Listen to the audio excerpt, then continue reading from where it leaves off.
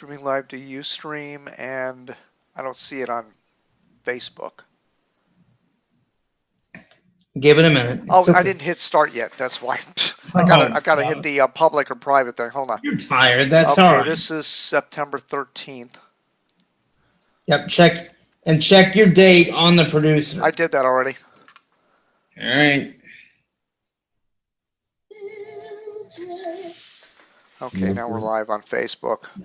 Should be. Yep. There we go.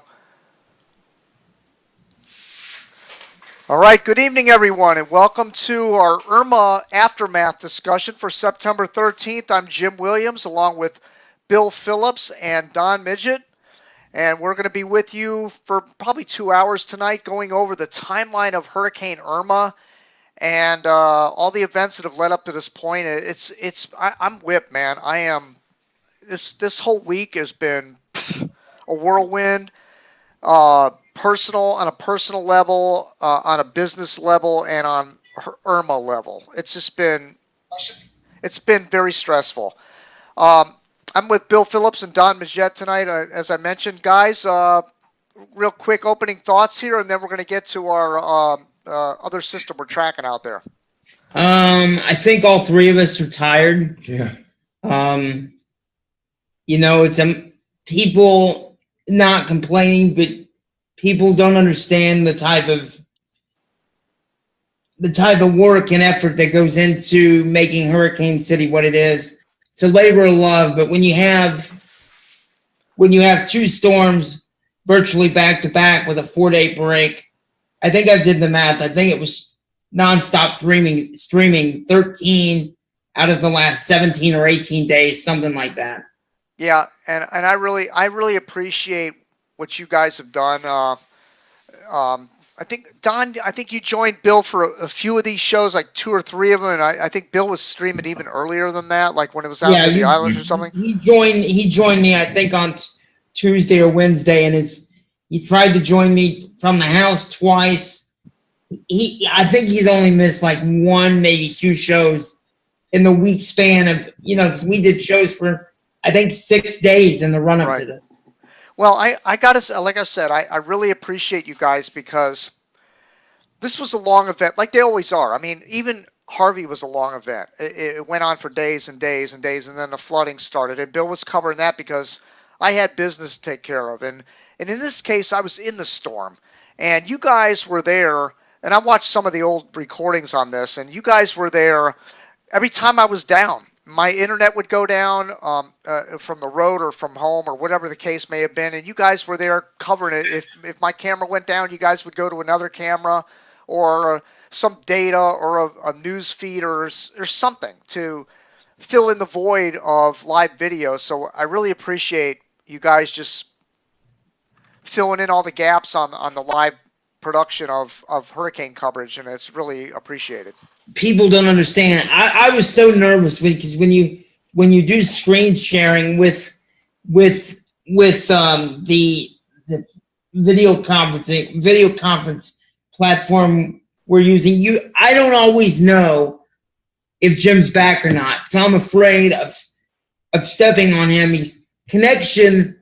This is one of the worst performances for cell connectivity I've ever seen in the 4 or 5 years we've done this. It was terrible.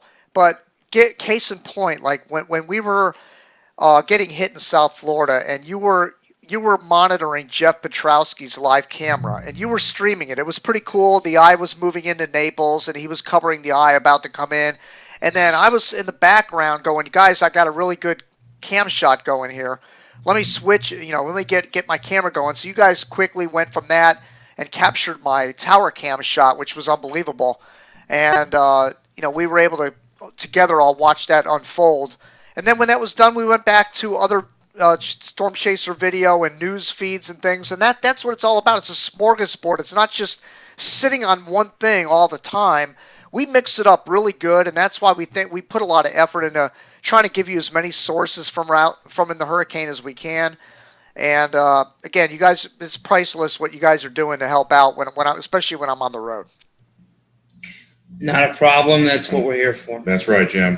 All right, you guys. For your support.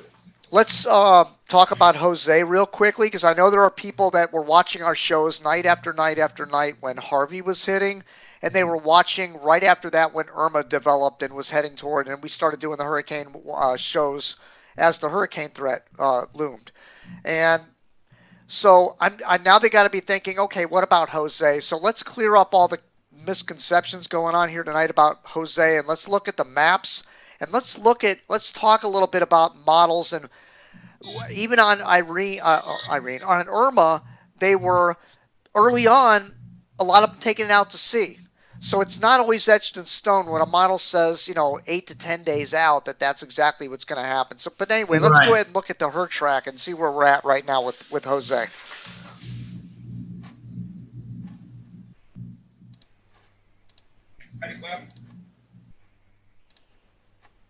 Okay, here is the current view of the hurt track program, courtesy of PC Weather Products. And this is the map of the Atlantic Basin. And let's go ahead and put this in motion. And you see that here we are. Here is Hurricane Jose on September 15th. That's 2 days from now. 70-mile-an-hour winds. Now, this is based on the official forecast from the National Hurricane Center as of the 5 p.m. advisory today on Hurricane Jose. And then we go into the future here. And let's go into, this is going into Thursday. Okay, we have still have well, this is 70 miles an hour. I'm sorry, 70-mile-an-hour system on Thursday. And then we have on 11 p.m. on Thursday night, the 11 p.m. advisory, it should be a tropical storm perfectly centered between Bermuda and Florida, pretty much. Then we go out in time, and this is going to be meandering for a long time out here. We have a lot of time to watch this. But here we go into Friday night, and it's kind of leaning a little bit towards Bermuda. And I know the Hurricane Center is basing this on the model data that they have right now, and that's what they're basing this track on. Then we get into Saturday, and here we are Saturday evening. It's between Bermuda and Cape Hatteras as a 70-mile-an-hour system. And then we go into Sunday, and here we go. That's Sunday at 6 p.m. Here we are with it's still 70 miles an hour. So they don't intensify this at all. They remain as a strong tropical storm, borderline Category 1. Going Let me explain why the wind shear that this thing is dealing with. I think 70 miles an hour may be generous, unless the upper level environment changes. This is not what. Let me explain it this way. For everything that Irma had going for it, this thing doesn't. It's the complete opposite with this. The high is centered wrong. You've got right. The high pressure has to be almost directly over the storm to ventilate it. It's not. What do you get when that happens? Wind shear. Yeah, and that, I don't know. I haven't looked at any satellite loops because I've been without internet for so many days, but I think probably Irma has something to do with this all slightly. The system was so large and carried a ridge over the top of it that fanning out of the clouds north of Irma may be causing northwest wind shear over the system in combination with maybe a trough that's in the North Atlantic right now, but I think a combination of that is probably causing northwest wind shear over this system. And the European weakens this system. It has it meandering off the coast of the Northeast and then has it coming into maybe Maryland, maybe New Jersey or something as a weak tropical storm. The GFS keeps it kind of strong, maybe even turns it into a hurricane, but turns it northeast towards the Canadian Maritimes. After earlier runs showing it affecting your area, Bill, but the GFS is all over the map. The GFS and Euro were basically flip-flopped from yesterday to today. I mean, so the models do not have a good handle on this situation. We'll be around doing these aftermath, doing these discussions maybe tomorrow, maybe through the end of the week. To be honest with you, Jim and I have not had a lot of time to devote to Jose. We will, going going forward, but it's just a broad brush with this. This is more than just a heads, nothing more than a heads up that this thing is out there and we're on it.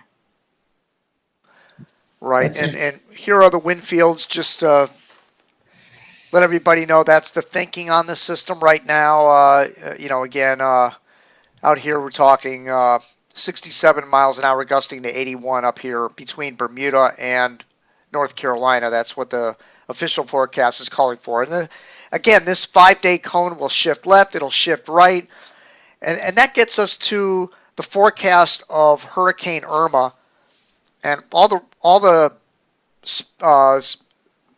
the speculation that was going on 10 days before it even hit the United States. Let's go back and look at that a little bit with Irma to kind of emphasize that this track here may be completely wrong. I mean, when you're looking at it on your screen, may be in the southeast at this point, or it could be completely out to sea, or it could hit Bermuda.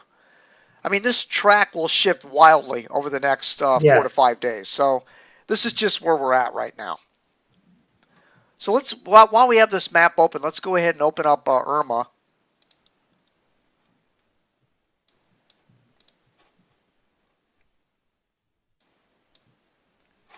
And we click on Irma, and there's our track that it took. Again, one of those classic Cape Verde tracks all the way from Africa, which you hardly ever see systems that strong, that far east. In fact, only one time in history did a system develop north of 15, east of 35, and hit as a hurricane, and that was back in 1975. I think it was Eloise or something like that. I can't remember the name of the hurricane. And it hit Bermuda. So this was unprecedented for a hurricane that far north and east. And again, the grid right below where Irma developed, below 15 degrees, there's been a whole plethora of hurricanes that have hit the U.S., but not north of 15. So this was very unique in the fact that this made landfall. So it's only the second time that's hit. And by the way, Billy, can you remind me to update those maps so that I include this in that grid? Because that's a historical thing. All right, so let's go ahead and look at the track of Irma, and let's go back in time a little bit. Found that map. And show what actually happened with Irma as it approached the islands. So let's animate the standard wind pattern, entire past track. And you see here it hit the northern Leeward Islands near Puerto Rico and then north of Hispaniola. So it hit, the first place it hit was Barbuda. Just north of Antigua. That was on September 6th, which seems like an eternity ago. It seems like it was a different hurricane season, for crying out loud. It does. But Yes. that seems like it was so long ago, and it was only 4 days ago. I mean, not 4 days ago. It was 7 days ago. We don't know what our days are at this point. I'm completely, my mind is fried right now. But the thing that really blows my mind about the hurricane in this position and this track is, and I can't, of all the things that we've looked at with Irma, all of the stories, the tragedies, the power outages, the deaths and destruction in the Caribbean, the rainfall in the southeast, the flooding, the thing that stands out more to me about Irma than anything else is I can't wrap my brain around 185 miles an hour. I still can't get that out of my mind. No, it broke the rules. 185 miles per hour. The only storm that's been stronger is Allen, 1980, 190. Yeah, and I've got a tweet from Phil Klotzbach I want to show you guys here. In fact, I'll show it to you right now. I might as well go ahead and show that, of comparing this to other hurricanes of similar magnitude. So let's go ahead and let me show that real quick.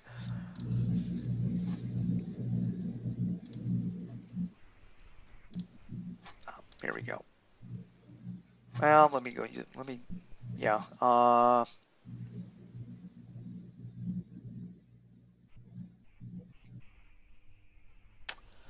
And where is it?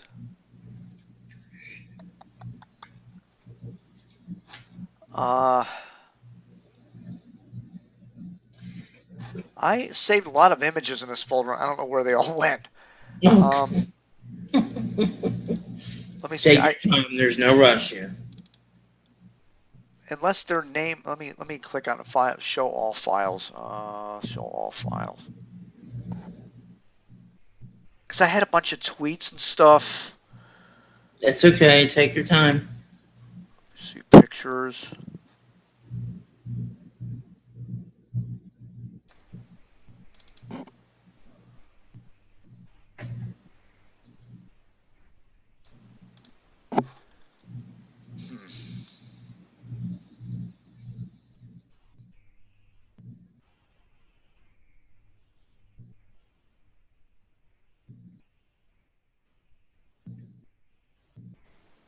Huh. Oh. All right. Did you find it? No, and what's got me mad about this is that a lot of these were Twitter screen captures that aren't showing up all of a sudden. The only thing that's showing up are the graphical images. Okay. Oh, wow. Outages. UK man. Oh, that's a shame. All right, we're just going to have to. Live and learn. We move on. Anyway, let's look at this because right at this point. Okay, are you seeing? No, you're not seeing that. Let me. I have to go. You know what? We're going to have to do. I'm just going to have to. Let me stop this.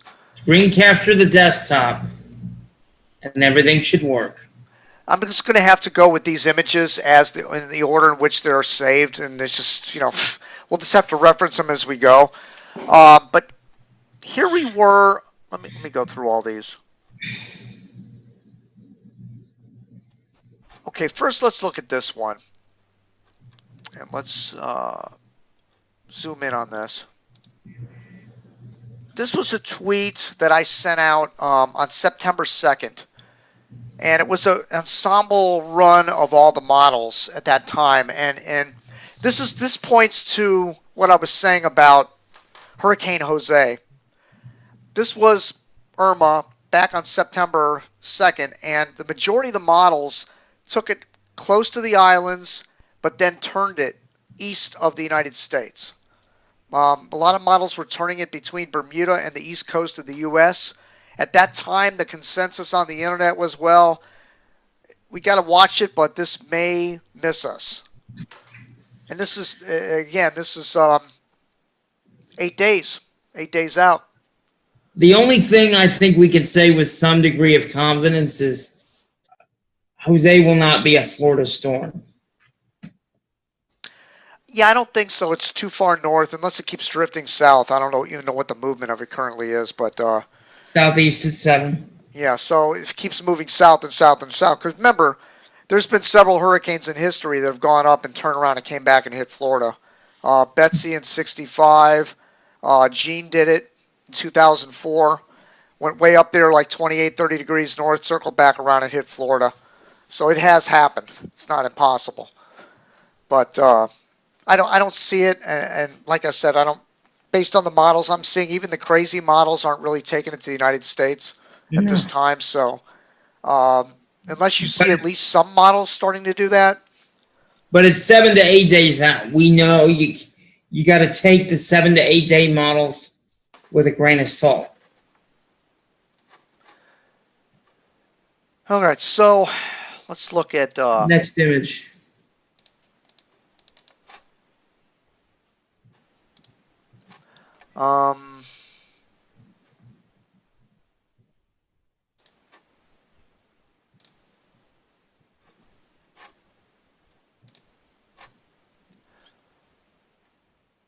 Oh gosh, let me look at this one. Okay, here we were. Screen capture.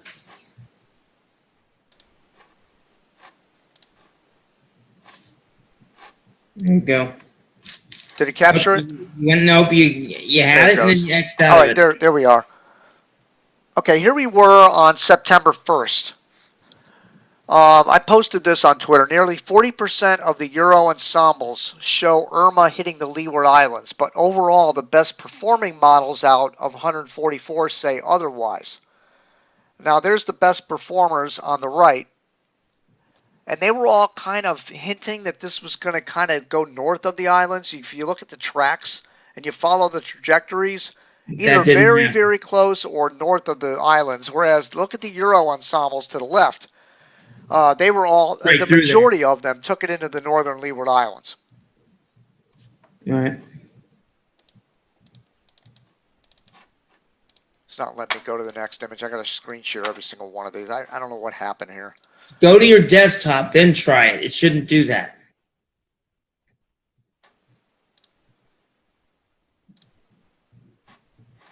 Click on desktop, then open your image folder. Yeah, I did that. I've already done that. That's what I'm looking at.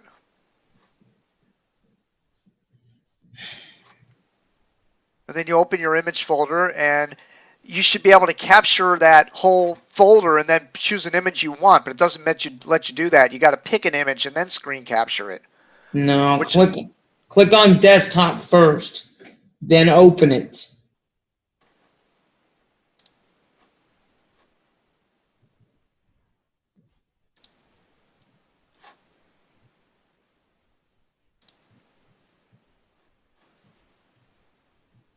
Okay, let's. There you go. All right. Now try to thumb through one just for kicks. There you go. Yeah, that works. Good, man. Thank you. It's a little smaller, but you're not going to have to. Is there any way to blow them up? It's a little smaller than it was, but I really don't care. You can still see it. No, there we go. There you go. Okay, so here were the ensembles on September 5th. And again, this is 5 days before landfall in Florida. We had the GEFS ensembles. This is pretty good, actually, when you think about it, 5 days out. Mm-hmm. You see the track. A lot of them take it into Cuba and then north towards southwest Florida and then right up the center of the state. So the models had a good beat on this about 5 days out for the most part, the GEFS ensembles. Good deal. Next image. Oh, I see. You can't forward the image when you're enlarged. You got to back it off, which makes no sense. I don't know why it does that, but see, as soon as I go full screen with it, it doesn't let me go to the next image. Just back it off. There you go. Even then, it doesn't let you. Got to go all the way back to small. Huh. All right. Anyway, here's the. This was from Bill South at the National Weather Service in Key West. Bill, I think you and I met him. No, you didn't. That's right, you didn't, because we went to the Weather Service down there, but I don't think we met Bill South. But I met him at the Florida Keys seminar that I was invited to speak at, and he was there. He sat next to me. We talked a lot, but he tweeted the same one you went tarpon fishing, yeah. Yeah, the same trip, yeah. And he sat next to me at the seminar, whatever it was, and he tweeted this on September 4th. All of the keys are now located in the 5-day NHC cone. Impact changes and chances are increasing. So there was the cone from the National Hurricane Center. So again, anybody that claims, let me enlarge it a little bit. Anybody that claims they were not warned or had no idea that this was coming to the Florida Keys, there's your cone. You know, people could choose to ignore it or come up with an alternative forecast. We see a lot of that on the internet. People coming up with alternative facts about what the track is or what the potential track is based on what they want to see happen. Either they want it or they don't want it to come, so they're going to draw their own fairy tale track. But that was it from NHC. Jim, there was one moron that even altered an NHC graphic and posted it. Don't do that. Yeah, that was disgraceful. That happened early on. I hope you've been found, and I hope they prosecute the son of a bitch. Yep. You don't do that. Yeah, I hope that that doesn't happen again, because if it does, they're going to have to start cracking some heads, because this isn't going to work. You can't take official products and then mark them all up, and uh, that's just not right. And then make up a phony forecast where you want something to go. That just doesn't work. No, don't do that. I mean, because what? They're gonna, the only answer to that is they're gonna have to stop making. They're gonna have to stop making things available where we can manipulate them into our maps and things like that. That's the only answer. If that stuff continues, they're not gonna have any other choice. Yeah, well, I don't know about that. I think they can't keep that data private, but I don't think he was using any data. He was just using their map and then drawing a cone to his desire. I mean, it wasn't based on anything factual, Yeah, or but even any model data or anything. No, it was a complete. It was completely fabricated. Yes. All right, so here is the Euros ensembles. This was going out. This was back on September 5th, and we had Irma's a Category 5 right near the St. Thomas and St. John, and there are all the tracks. Now look at which one performed the best, the EE05. Although that never had a touch in Cuba, the EE21 did have a touch in Cuba, but hitting East Coast. The European operational model, which was the best performer overall on this system, had it hitting the East Coast and not hitting Cuba. So, and then the EE29, of course, had it going, a long ways over Cuba before making the turn, which was going to be west of Key West and out into the. So, the moral of the story is the group of these models tied in all together as one was really good, but not any one individual track nailed it. But they, as a group, they were the best. If we can get an average and get it right, I guess that's okay. That's why they tell you never look at one model. Correct. But you can look at a suite of models, like I'm doing in this picture there, and calculating the best performers, and we graphically show it at Hurricane City, and then a lot of times that does pan out, and there is some value in that. All right, let me go through. Here was the Euro. This was on September 7th. This was 3 days before Florida landfall. And I posted the latest Euro up the gut of Florida, not good. I don't think they could have placed that hurricane any closer to where it actually was at that point. Like, they even had, let me see what the timestamp on that. That was 12Z on September 10th. That's 8 o'clock in the morning. And I think it was landfall was at 9:30. Landfall was at 9:30. Yeah, I mean, you couldn't. That's almost amazing to the hour that model dictated where that hurricane was going to go and be in that exact position at that exact time on that exact day. Can't ask any more. Can't ask any more. I mean, it's almost perfect. You can't. I mean, it's just. It's at least be speechless when I look at this graphic. Like, that's amazing. That it nailed that track like that. Yes, that's amazing. And here is this was what I wanted to show. That Klotzbach said. Here's what Phil Klotzbach said. Irma was a Cat 5 for 3 days, and a week into a Category 4. At the time that he posted this on September 8th, when it was near Great Inagua Island in the Bahamas, right? And it's tied with Allen in 1980 for the second most time during the Atlantic tropical lifetime spent as a Category 5. What I'm interested in, did it break it when it re-strengthened to a Cat 5 when it made landfall in Cuba? I looked on his Twitter feed and I couldn't find anything on that.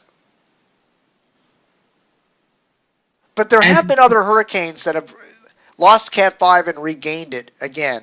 In fact, I'm looking at a few on my map over here. We got, I think, Felix, or wait a minute, let me see. Yeah, Felix in 2007 did that. It became a I think it was a Cat 5, and then it weakened, and then it became a Cat 5 again right before landfall in Nicaragua. And then let me see what other ones that were Cat 5 twice. Looks like, yeah, well, there was Allen. That's the Allen track. It was a Cat 5 south of Puerto Rico and the Dominican Republic, and then it was a Cat 5 again right before it hit the Yucatan. Andrew was a Cat 5 twice. Andrew was a Cat 5 east of Eleuthera, and then weakened to a Cat 4 in between when it hit Nassau and those areas, and then it regained Cat 5 when it came into South Florida. That's it. All the other ones just were Cat 5 once, and that's it, and they made landfall. Now, there might have been some fish storms that did that, but as far as landfalls, yeah, I mean, it's only happened a couple of times. Mm-hmm. Yeah, we can save these other images for when we get to the Florida discussion. So, what did you now, Bill? You mentioned briefly in my notes. I wanted to mention.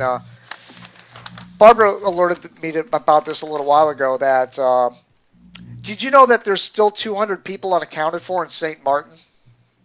Wow. Oh, shit. That's according to the Dutch Red Cross. Now, that could be because maybe they can't get in touch with them, with the cell, their cells. They're not communicating with their cell phone. They're not communicating with their cell phones, or they went on a vacation, didn't tell anybody. Sometimes people go AWOL. They don't want to be found. There's always that possibility. But I have to think that out of 200, some of these people were definitely killed in that hurricane. So a fraction of them are dead. Sad part about it, Jim, at some point they're going to, the bodies may be located. Like I said, those recovery efforts. Don, can you scoot over a little? You're like way off the screen. So, you guys got to scoot together a little more so we can see you on screen. You're both like half off the screen. Okay, but there you go. Getting to it, I said, eventually I believe the bodies will probably be located if they have. But my think of worst case scenario is they got washed out to sea, Jim. But eventually, I'm sure over time, hopefully they will locate them and hopefully bring some closure if that's the case. Yeah. Yeah. Well, remember the rumors that happened in Hurricane Matthew last year in the islands, in the Bahamas. There was a report of a whole family that was missing. Nobody could find them, and they were feared they were washed out to sea out of their house because they found the house and all the windows were busted open. And it turned out that they evacuated and didn't tell anybody. So, and everything is so chaotic in the islands right now, in the Leeward Islands, that it's possible through all the chaos that they just haven't found a way to communicate with them or find out exactly where they are. But let's just hope that that's not true, that all those people are dead, because right now the death toll is 37 in the Caribbean only. And that could skyrocket if this number pans out. Yes. So let me ask you guys, before we get to your images, Bill, I know you got some stuff on from the Caribbean. If I can get it to play. Where do you guys think Irma fits in the realm of historical reference? Like, looking at all the other hurricanes and the historical reference of all the past hurricanes, where do you think Irma fits?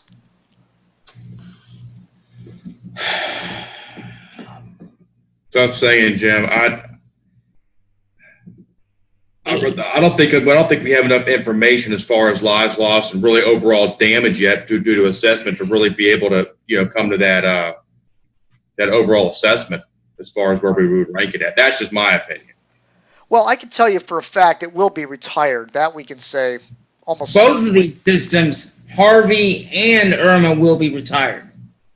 Period. Yeah, no doubt. Done. They will be retired. That's done. That's it. But as far as where does it stack up against Andrew, Katrina, Hugo, Sandy? This is not Katrina because of the death toll. Remember, you had something like 1,300 die in Katrina. It was well over 1,000. Yeah, so we can't compare this to Katrina. That's absurd in a lot of ways because Katrina was an ongoing. My God, Bill and I were covering that, Don, for a month on the live feed. Like that was a month. I think we went 30 straight days of round the. And that was literal. That was before I was able to help you with video, I think. But we were doing the nightly shows and all of that. But Yeah, we were monitoring a camera though. No, it was video because I remember I have the archive, and we were monitoring a camera and then in the downtown area that somebody left up on a generator or something, and yep. we were monitoring CNN because they had all the reporters on the ground and all the fires and the gunshots going off in the military. The day I skipped a class and almost failed a class because I didn't take an exam.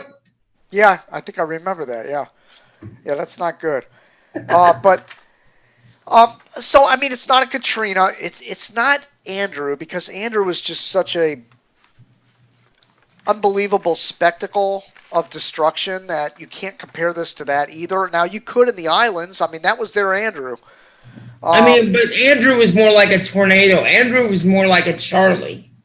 You could confine it to one specific area, south of Kendall Drive, Homestead, Punta Gorda, Punta Gorda, Port Charlotte, for Charlie. Very, very small, narrow wind field, narrow path of destruction.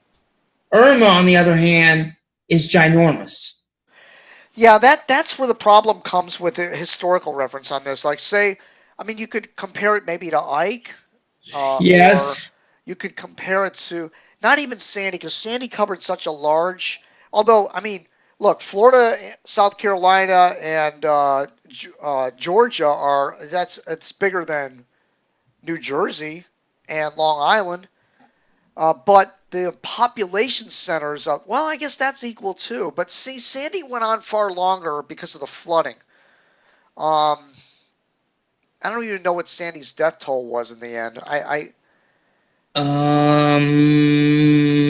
Give us a second. We'll look that up. I think it was 100 and something when it was all said and done. Like, give it a minute. We'll get an exact number. Okay. While you're looking that up, let's see. I have that video queued up if you want to do it. Yeah, let's do that. This is from the islands, Barbuda. It might be, let's see. Let me read this again so I don't screw it up. By the way, Jim, fatalities according to Hurricane Sandy. This is the quickest, reference I could pull it up. Damage was $75 billion. That's in U.S. dollars. Yeah. Second costliest hurricane in U.S. history at the time. And fatalities, 233 total fatalities. 233. So, yeah, that's a bigger destructive. And now, again, we're still counting the bodies here. We're not done with this, but I think Sandy's going to be bigger in historical reference than Irma. So I think Irma's on a level of an Ike. No, I'm going to go. It depends on what death toll we have. Remember we had that conversation about the Keys earlier. How many bodies are we going to find down there? Yeah, well, that's what the majority of the show is going to be about tonight. It's about Florida with the stuff we have. So, Bill, do you have that video to queue up? And I have that queued up. Give me just, if Donnie, if you can hit the screen share for me. I sure will. Let me get the setup here. So while they're loading that up, I was thinking of, the good and the bad of Irma. Like, good thing is no other hurricanes are coming, at least to Florida anyway. Yeah. And it could have been worse, obviously. And the other good thing is there wasn't any rainy weather after this. The sun came out, and that was the end of it. I can imagine there's a lot of people with roof leaks that are they're going to find out how bad the roof is the next time it rains. We really haven't had much rain after Irma hit. So in the screen share. But at the same time, it's been really hot, and that's caused some deaths. Do it again. Oh yes, I'll tell you what's the even worse part about it. The even worse part about it is, Jim, it's just the story about the nursing home there in Hollywood, Florida. Yeah, I mean, I think I heard 6 and I heard 8. Eight people, 8 dead now. Just terrible. And then there's another story that I'm going to tell you guys about a nursing home down. Here we go with the video from the islands.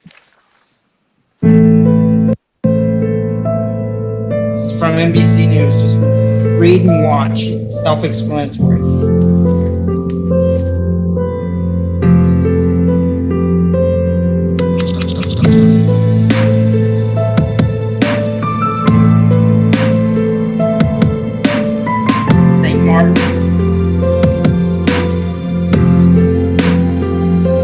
mouse out of the way, please. I'll run it again with the mouse out of the way. I've had this so hard.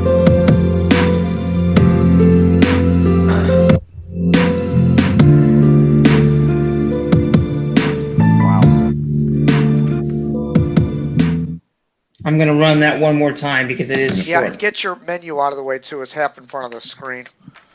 Drag that out and just drag and drop and get it out of the way. You know how to do it. Yeah, it's big. I think it's just like this right here, and this kind of, yeah. Drag it down to the bottom. There you go. That should be All the way good right down. there. That'd be good right there. I'm going to run it one more time. All right, go for it.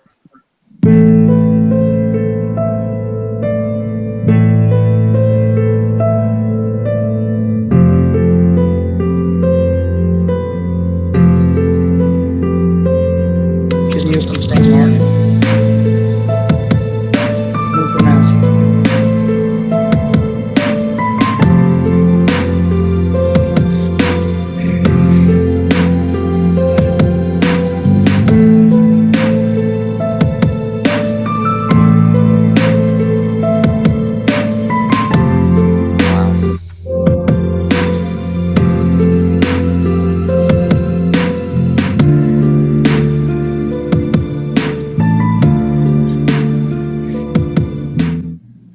That's amazing. Not much to say after that, Jim. I'm Yeah. sorry.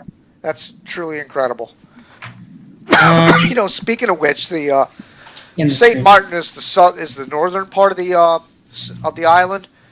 The Saint Martin is the French side, and the French this president of France went and visited there, and got Yeah. supplies in there and everything really quick. And apparently, the Dutch side is not being as aggressive in their recovery efforts, so that's an ongoing story there as well. Yeah. But I haven't heard much about the Dutch side other than them just mentioning that there's 200 still missing on the Dutch side. I would say it wouldn't surprise me if half those people weren't dead. Now, do you have anything else from the islands, or? Do you want to do this chronologically? Because the rest of what I have is from the U.S. and the U.S. Virgin Islands. Yeah, go with the U.S. Virgin Islands because that's the next hit. All right, let's see if I might have to take a minute and call my brother to get off the television app. Let's see if he's on it. See if I can run it. Jim, that video footage almost reminded me. You know, I'm in college right now, and actually this semester I'm taking a World War I history course. And I'm sure even in World War I and World War II, I'm sure in school, and you've seen documentaries of some of these villages in Europe that they pretty much became battlefields. And you would see aftermath and destruction. Jim, it was like that's what I was looking at. That's what it reminded me of. Terrible. Probably even worse in some cases because in wars, you know, it's hit and miss with bombs. So, I mean, this is like a bomb couldn't be that thorough for that Be many right miles. back. I'm gonna make a phone call. Call Steve. So, on a side note on this, I know we're jumping ahead to the U.S. Aspects of Irma, but I was kind of saying the good things and the bad things about what happened with Irma. The bad was that it was really, really hot, and it remains hot down here. And then, Don, you touched on the nursing home disaster. There was a case today of a nursing home up in West Palm that they found with a violation like that. It was called the Savannah Court Cove nursing home. A bunch of patients were found in 95-degree heated rooms with no air conditionings running. They had a generator, but it was just to keep the lights on. There was no air conditioning, and they were like a lot of these people were in trouble in there. And the media found this, right? And the media went up to the people that ran the nursing home, and they're like, "What are you doing here? Like, how come these people don't have? How come you didn't at least evacuate them or get a generator in here to run? Because apparently they rejected FEMA assistance to get generators into this nursing home. So That should meanwhile, be the criminal. guy is That the should guy's be criminal. and the guy's doing this number right to the lens. Don't talk to me. I have nothing to say. That Talk son to of a me. bitch. That son of a bitch should be in jail tonight. You Oh, can't totally. do that to people. That's ridiculous. He All right, could Jim, have had a bunch of people die like in Hollywood. I'm ready to run. Uncalled for. I'm ready to run that. I've got about a 20-minute video I'm ready to run that video. I got about 20 minutes to run through all this. So we need to do it. Okay, You ready? 20 minutes, really? I got no. I'm not going anywhere. My brother's watching TV, and it's gonna take about 20 minutes to run through all that. I mean, it's good, but I told him to give me access to the app for about 20 minutes. So I'm not going anywhere though. Okay, so what are we supposed to do? Are we waiting? I mean, we're still in this. This is of the St. Thomas, right? Yeah, St. Thomas, St. John. Are you ready now, or do you have to queue something up? I'm confused. This is St. Thomas, St. John, St. Martin, and it runs a little bit all of it. So you're fast forwarding through it, is what you're saying, or do you have to go load it from somewhere? I'm going to fast forward through some of this, yes. But give me the screen share back, Tony. You got it.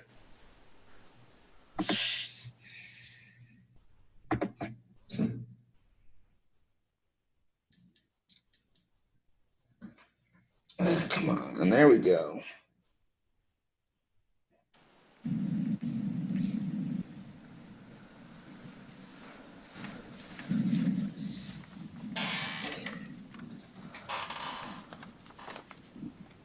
You seeing that full screen? Yep. It's just scary. And I was at a gas Why is station it black? trying to buy gas, and a guy on a motorbike, a scooter, came up Played and for me. pulled out a gun. Played for Help me has been earlier. slow to arrive to many of the islands where reload people this. are struggling to get by Come day on. to day. Jim, And I swear I long-term checked this. officials I say really- full recovery may be years away.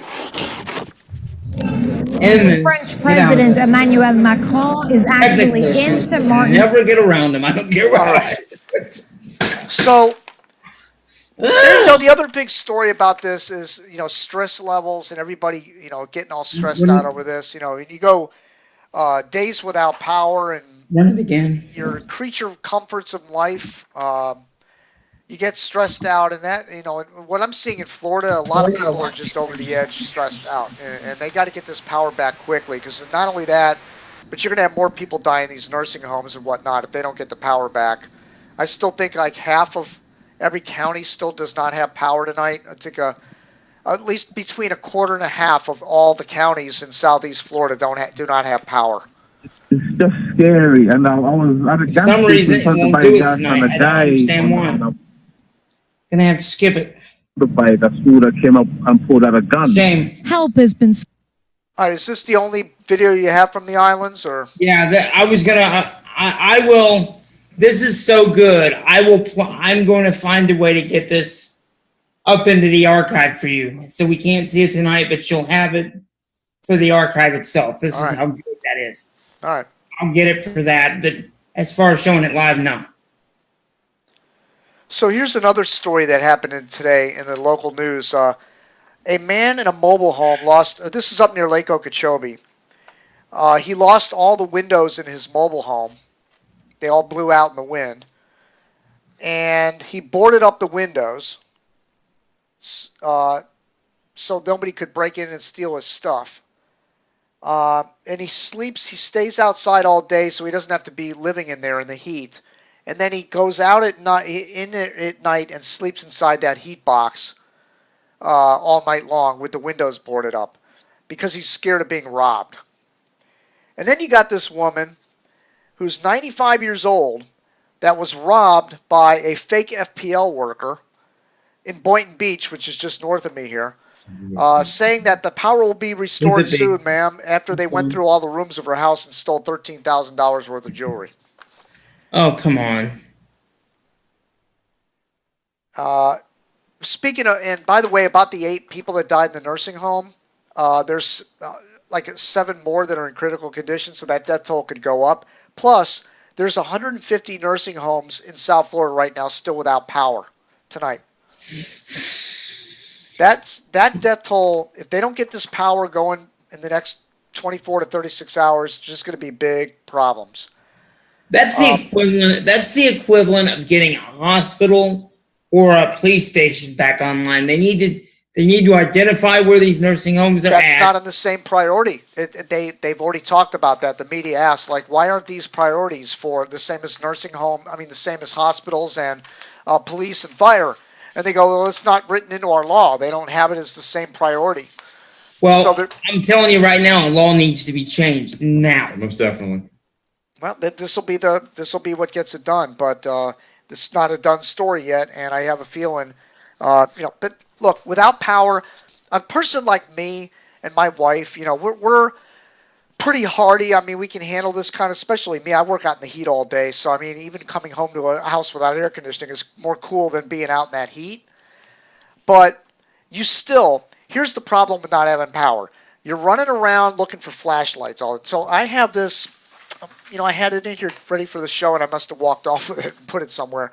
But I have one of those head flashlights. Those are great. Have you guys seen those? You strap them over your head, and you flip on the light, and you have a light on your head. So wherever you go, you have your flashlight with you, so you don't have to run around looking for a flashlight every 5 minutes. That is a must in the hurricane zone. But you have the stress of, you have a cool room is what we had. We have, which is our bedroom. The cool room. We have the AC running in there off the generator. There's not a big enough generator to run the AC that runs the house. So we have that portable air conditioner. Outside of that, the house is hot. You don't have a lot of air movement. And elderly people can't live in those conditions. Now, my father is still running on a generator. He's 85 years old. He's up in North Florida, just north of Ocala. I mean, just south of Ocala. Jim, I'd like to try that video one more time. Okay. Go for it. Screen share here. Yep. This is the 3 strikes and you're out. Pretty much. That's exactly how I'm going to handle it. Okay. Let's see if it'll play this way. Is the sound enabled? Sound has been enabled, yes. And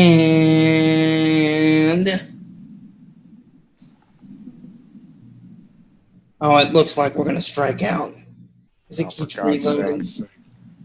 Oh, man. I swear, man, I practiced this. You sure you're not wanting to? All right, never mind. It's just scary. And I was at a gas station trying to buy gas, and a guy on a motorbike, a scooter, came up and pulled out a gun. You're out of here! Beat it! Get that island. thing off my screen. You're fired. You're out. Get out of here with that garbage. I'm fired. God. Technical issues, Jim. You just can't get around. I know that's symbolic of a power outage, but come on. We don't need any more power outages on the screen. My God. All right. Forget it. But on this conversation about the power, my father's still without power, and they're running a generator simply to keep their their refrigerator running, and they don't have a portable air conditioner at all. They have a house they live in. It's a regular single-family home. I guess they have all the doors and windows open, but my father's 85. I mean, he's not in good shape, and his wife is got bad shoulders and can't lift anything. And it's a kind of a bad situation. My sister in Ocala has a standby generator, but that failed in the beginning. They had mechanical problems with it. Now that's back going again. They just got their power back today, I think, as well. So they're back to normal, but they had trees down in the whole 9 yards. And then I talked to my friend Ed, who has the house down in the lower Keys, and he's telling me that not only will they not let him in there, even though he owns property down there, but that his generator at his house in Davie that he has, that big diesel generator crapped on him too. So there's a lot of people out there having generator issues. I'm proud of my little generator out there, by the way. That thing ran for 3 days, flawless. I mean, there was a couple little problems where I had to reset the circuits a few times, but that generator did its job. That's minor. It did its job, baby. And then top it off, Bill, I don't know if I told you this. Now the remote control starts on it, too. because remember I said the battery died on it and I have to go out and pull start it, but as it ran, the longer it ran, it started charging the system and I was able to start it from inside the house. I never even had to go outside to mess with that generator. There you go. So There you it was really the generator behaved, and I told Barbie, you got to treat that like a dog now, like another dog in the house, because it treated us well. And so that generator did come in handy. But a lot of people having problems with generators. Elderly people don't have air conditioning. They've got to get this fixed, or there's going to be big problems. I'm just kind of going through my checklist here of things I wanted to comment. You guys can chime in any time on any of these comments. What were the winds in Hurricane Irma? There's a lot of speculation about that, and this I found interesting, and I don't have the story, but I read it. It was a legitimate news story from somewhere. The fact that the anemometers at the Miami, Fort Lauderdale, and Palm Beach International airports failed during this storm. And it makes me think maybe my instruments weren't, it makes me feel better that it wasn't just isolated to me with my instruments going down, that this was a widespread problem apparently. And I think they're going to have to do studies on this storm and find out why that happened to the instruments, where they didn't happen with Wilma, and they didn't happen with Gene and Francis and all the other hurricanes. But in this particular hurricane, the instruments failed, the anemometers failed. And it makes me wonder if it has something to do with the sudden whooshing of the wind. I noticed this was different than Wilma, because the wind was kind of horizontal winds. I mean, like from the side, like just completely like left to right in front of you, right? This hurricane, when you stood outside, the winds were like whoosh, and they were coming down whoosh, like almost like up to down motion winds, like just swooshing down. It was really phenomenal wind gusts. Like even though they weren't downdraft, would you call them like downdraft or downburst winds? Exactly. It wasn't that they were faster than Wilma. In fact, they weren't, because Wilma caused a lot of roof damage, and very few people had significant roof damage. They had a few shingles missing, but these winds were just kind of different. They were really gusty and stuttery. They were stopping, starting, stopping. It was just like a constant, like somebody punching you in the boxing ring, like punching you over and over and over again. That's like what this hurricane was, and it might have had a toll on those instruments. So I think I have. No, I don't have the graphic. No, maybe I do. Let me look. Well, heck, Jim, I remember that when we were doing the show during the storm, and I remember all of a sudden you were on the computer, you're like, my God, what's that? So you went back to your camera to see what you could find. And I remember it said it's something that literally shook the house. I mean, it was almost like a shock load of wind. I'm glad you mentioned that, Don, because it turned out, you know what that was? That was a big branch from my Schifferia tree that came crashing down and hit the guide wires at that very moment, and the guide wires yanked on the tower, and that's why it sounded like the tower was falling down. I thought, oh, this is it, the tower's gone. And what turned out, it was the pressure put down on those guide wires shaking the tower violently, and the guide wires snapped.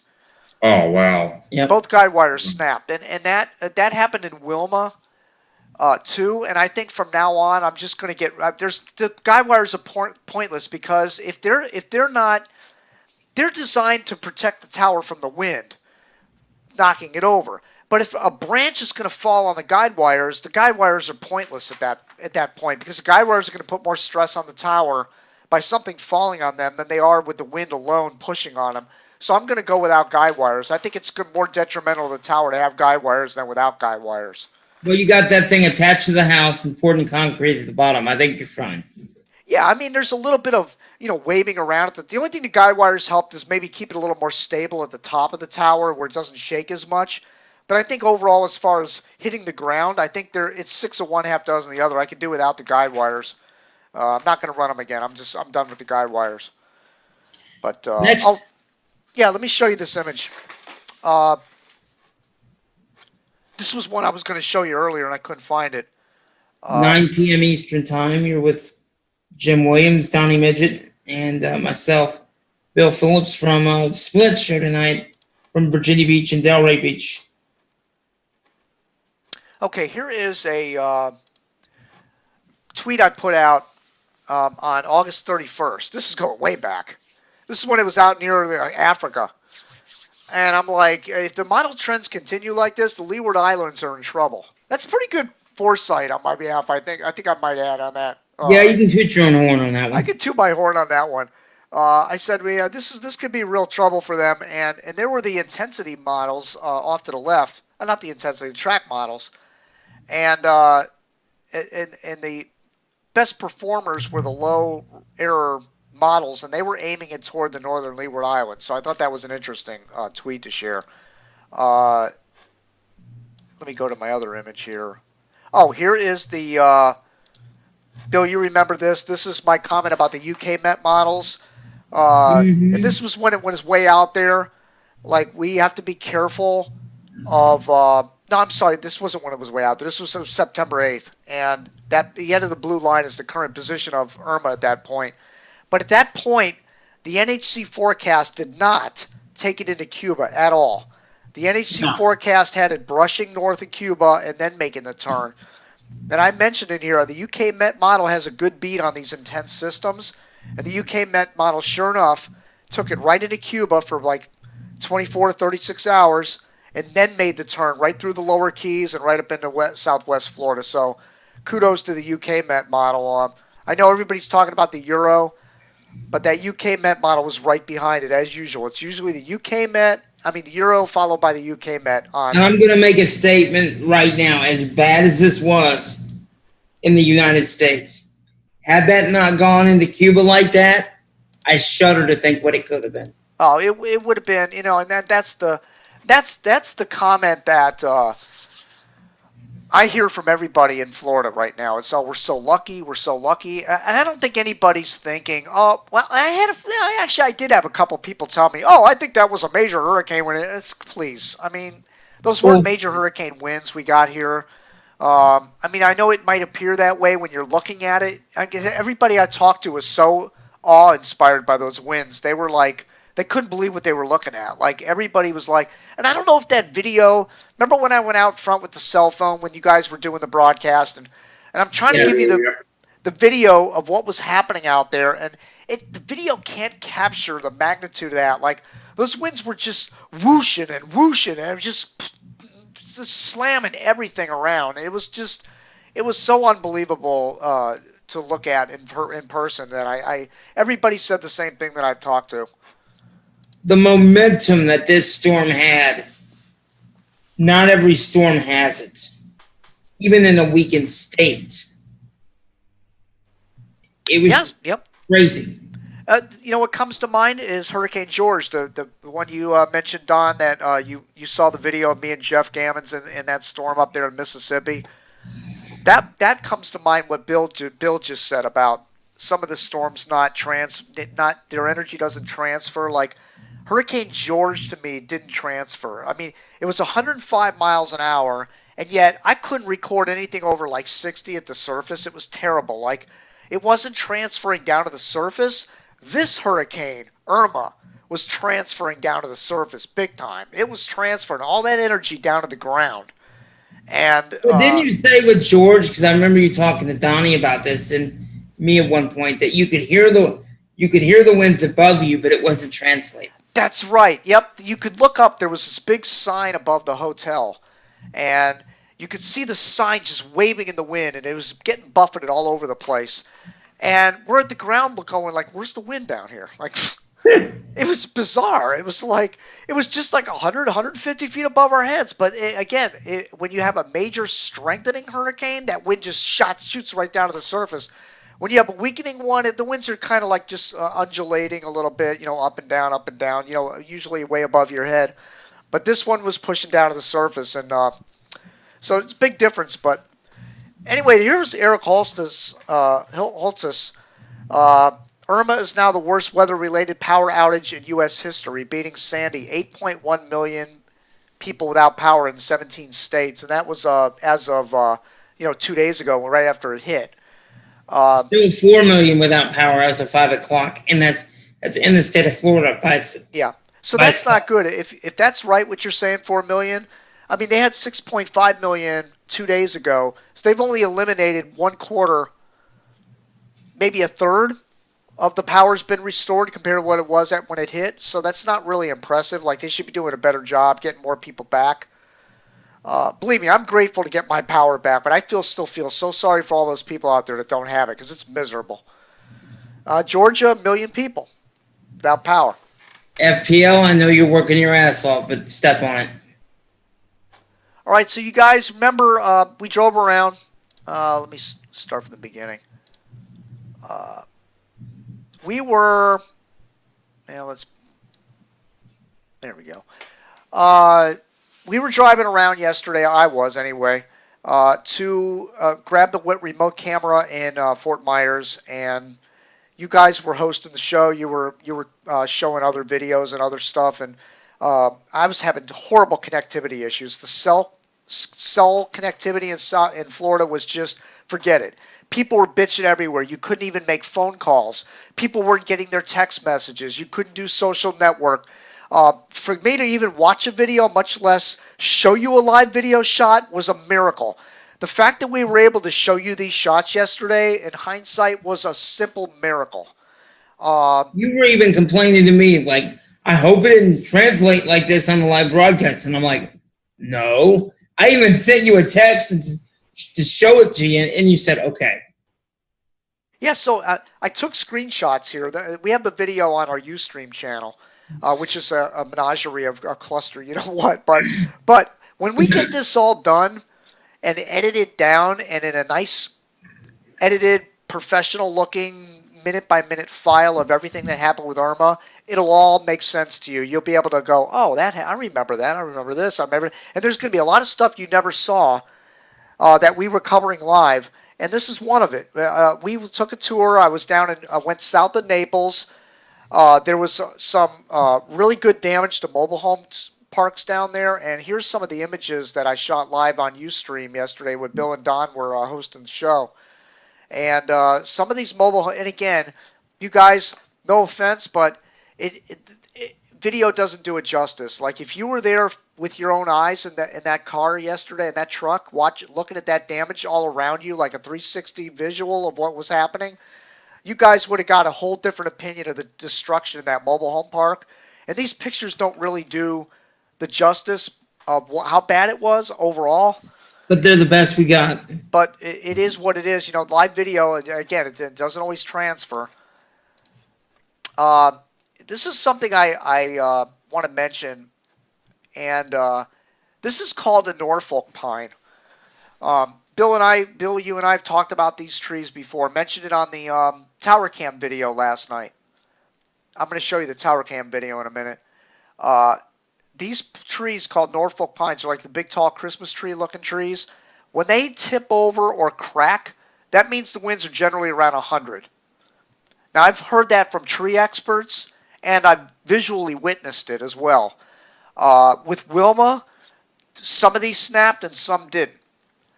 That one's leaned over. See? Yeah. Can we assume that it's 100 with that? We assume it's 100. If you look at that tree in that position, that's 100 miles an hour. Now, those mobile homes directly behind that may have just been built really well. They might be newer or something, or anchored better or something like that. But generally, 100 miles an hour is going to destroy a mobile home. But that had to be 100 right there at the least, going through that mobile home community, because that tree is the way it is. However, if you look at the one behind it, there's one right behind it there on the right, that and one on the left, actually, at the edge of the screen, that are still standing. So it's hit and miss. You know, these hurricanes have these very narrow streaks of very high winds that whistle through your neighborhood. And your neighbor can be destroyed, kind of like a tornado. Your neighbor can be destroyed, and you could be untouched. It's just one of those things. And then finally, here's that woman. This is kind of a sad picture. I pulled up and kind of backed up. We didn't stay here long. We didn't want to intrude. This was just sad. Yeah, this was a little old woman out in front of her car, and she had one hand on her hip and the other one holding the phone in her hand. And you could tell she was exasperated and like, what do I do? And, what am I supposed to... you just feel for some of these people. I mean, most of these people are elderly. They set up in these retirement communities, these mobile home communities. And I think a lot of these. Life is supposed to be great for them at this point. This is their golden years. They're not supposed to deal with this. Yeah, exactly. Okay. And I'm hoping they all evacuated. I would assume most of these people got out of there. Like, people just would tell them, okay, you know, the manager of the park would say, put your social security number on your arm because you're probably not going to be alive in the morning. Because they knew this was coming in there. Naples was ground zero. Everybody knew that eye wall was coming in there. So this wasn't any surprise.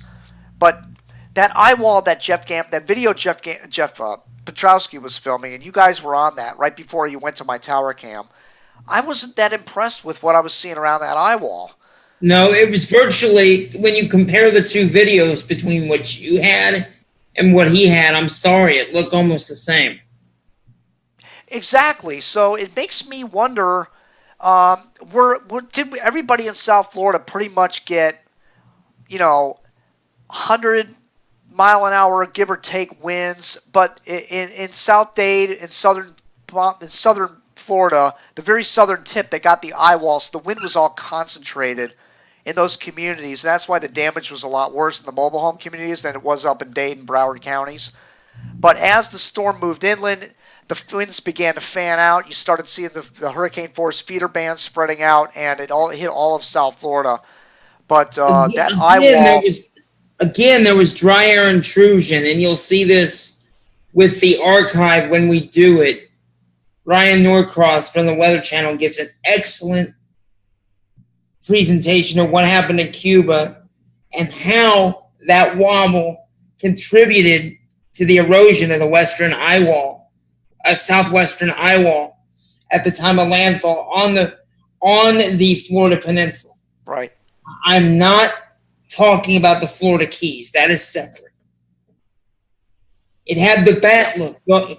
It had the bat look that you and I talked about for years. Yep, I was going to pull up a radar image before the show. I forgot to do that, so I don't have a radar image queued up on this. But there was a dry spot. I could probably pull it up real quick. But there was a dry spot, like Bill said, wrapping in when it hit the peninsula, but not the Keys. When it went into the Keys, it was circular, and there was winds on all sides and the whole 9 yards. But up in the peninsula, it wasn't like that. It was like a one-sided kind of a storm. And he compared it. In the Keys, you had the donut, the circular nice donut. And by the time it got to the Florida Peninsula, the southwest side, you had the croissant. So you lost half of it. Yeah, that's what he said. Yeah, and I agree with him. All right, here's a video from. Let me show you this. This is a video from the National Weather Service in Miami. So let me show you. Make sure you enable your sound if there's any. Yeah, that's right. I got to do that. Sorry about that. Just covering it. Okay, here we go. Oops. You can go full screen on it. Let's rewind it a little bit. This is from from Marco Island, folks. Okay, you ready for this? Island, Marco Island, Florida. Okay. Yep. This is within the U.S. Okay. And why isn't it playing? Come on. It was just playing a second ago. Let's go. Media could not be played. Great. So now we're tied for this crap. Sorry about this, folks. I know I don't tell you. Let me refresh this. I mean, it was just playing a second. We'll try it again. Ridiculous. Damn.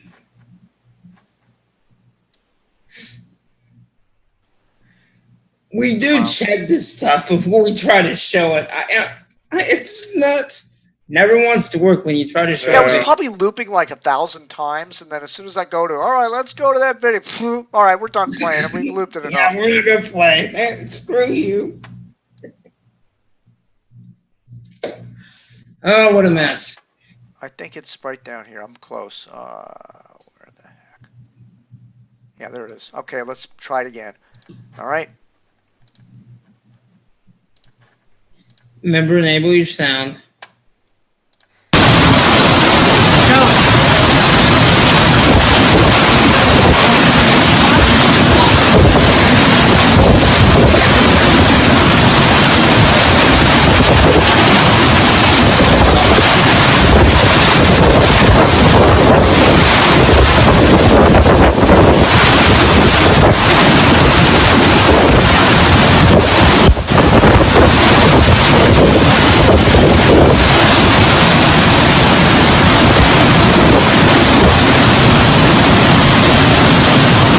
Okay, so that's the eye wall in Naples, right?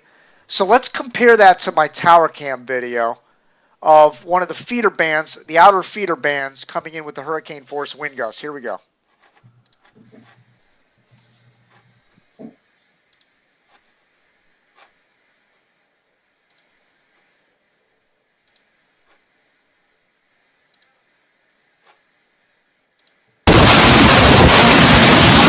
There's my truck right there.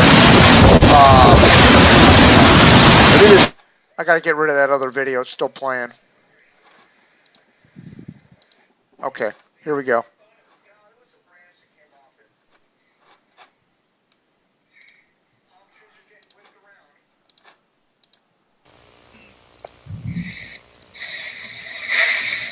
All right, let me rewind it a little bit. Camera's trying to look at what we've got. All right, we got these are winds probably gusting to hurricane force, and some of these squall. We have a tornado warning up right now. There's just a tremendous amount of wind. I just went out there and I couldn't even get to my truck. It was starting to blow me over, so I just decided to wait. I'm going to wait for the squall line to get through. There's my truck right there. But it is real. It's really. Whoa! I think you just lost a tree. Or did it just bend? I thought it was going to... No, it was a branch that came off it. Palm trees are getting whipped around.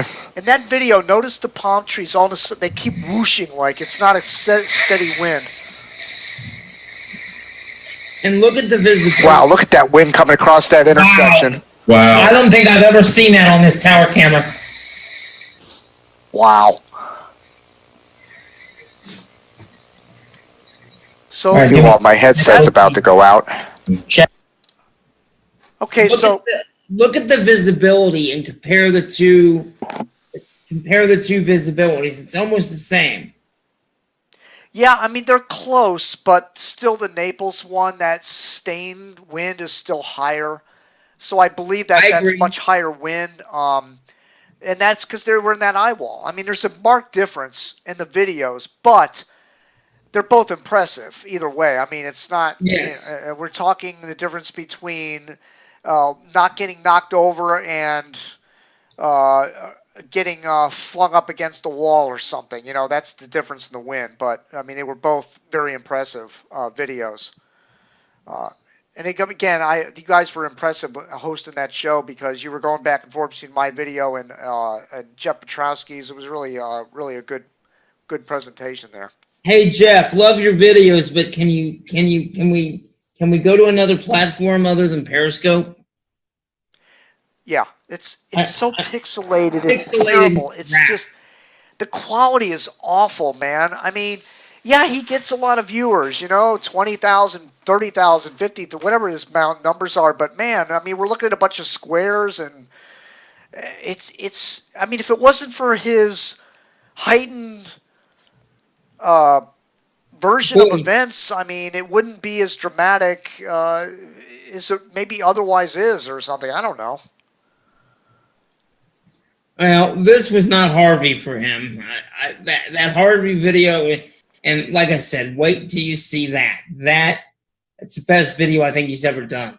Yeah, that was pretty dramatic. The buildings coming apart right over his head and everything. It was really, I mean, Irma was no Harvey for him. I think he was trying to live up to that hype, comparison purposes, but it wasn't. That was no Harvey at landfall. Where he was. that was crazy. Now, for those of you waiting for that Harvey archive, we've not forgotten, but that's what happens when you have two storms back to back. Yep.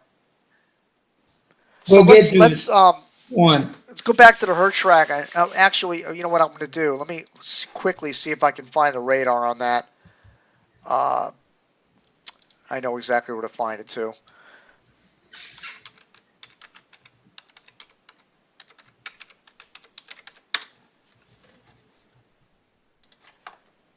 Okay, here we go. Southeast.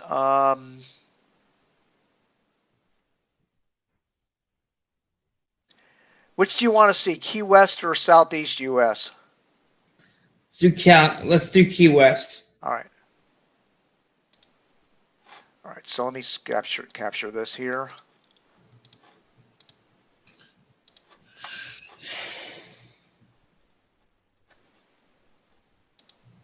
Okay, there is the radar of Hurricane Irma going over the north coast of Cuba, and then it comes around in the Florida Straits.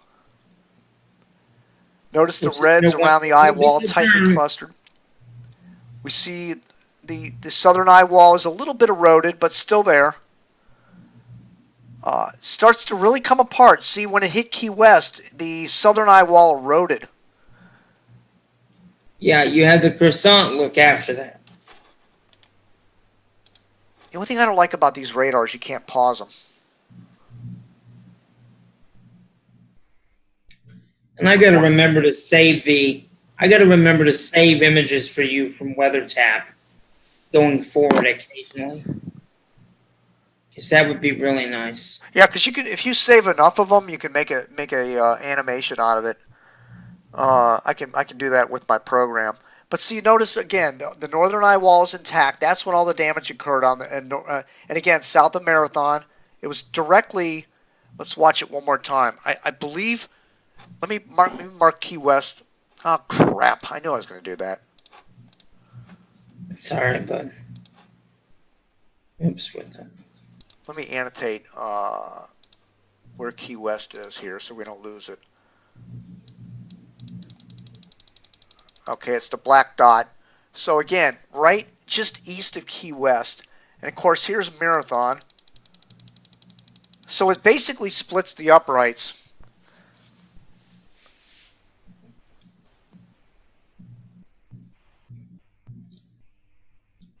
Again, southern eye wall intact when it hits Cuba. By the way, have you guys heard about any death tolls? I mean, what's the death toll in Cuba? I think it was 9 the last time I heard. Don't know. Okay, so the eye went right over Big Pine Key, and between Marathon and Key West.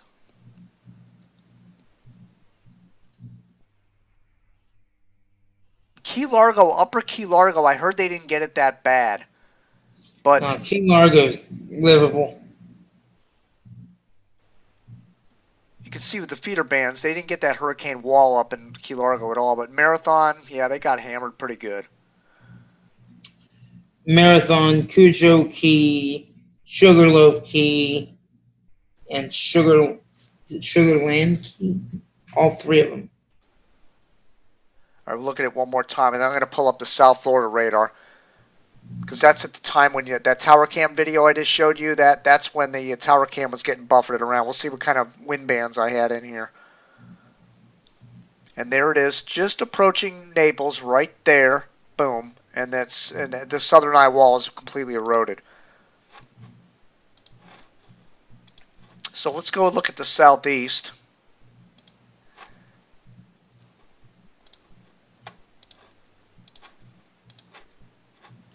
Okay, here we go. And here's, just to let you know, here's my location. Right about there. Oops, wrong color. I'm right there. So let's see what kind of wind that did. There were some red bands coming in there on the outer feeder band. Oh, no, that's just, wait a minute, it stops there? Wait a minute. What? No, it's still loading. Okay, yeah. Now, Barbara's claiming it was worse before I got home. The worst of it came through before I got home. So I got to look at this radar and verify that. Because I was heading back when this was hitting Naples. Because remember, you were... I remember that's when you saw those funnel clouds coming back across the, back east coast of Florida. I remember that. I mean, I thought, oh, God, we're about to see 2 tornadoes drop right in front of the guy. Right. Boy, I tell you what, that would have made it for one heck of a video footage scene. Yeah. Oh, yeah. There were a bunch of yellows coming through right there. Boom. Yeah, there were some yellows and reds. I mean, but again, these were 2 bands away from the eye wall. You were in that first outer ring, barely. barely, but mainly the second outer ring. And then there it went over our remote cam, bat look. But let me reverse that. That you were in that outer ring. I meant Yeah, it goes in 3 stages. right. And there it was near Tampa. Look at the red band going up the center of the state. That's where the real high winds were. That went right over my dad, went over my sister. That's why they got walloped really good up there. Trees down everywhere. And then, of course, it went up into Jacksonville at this point.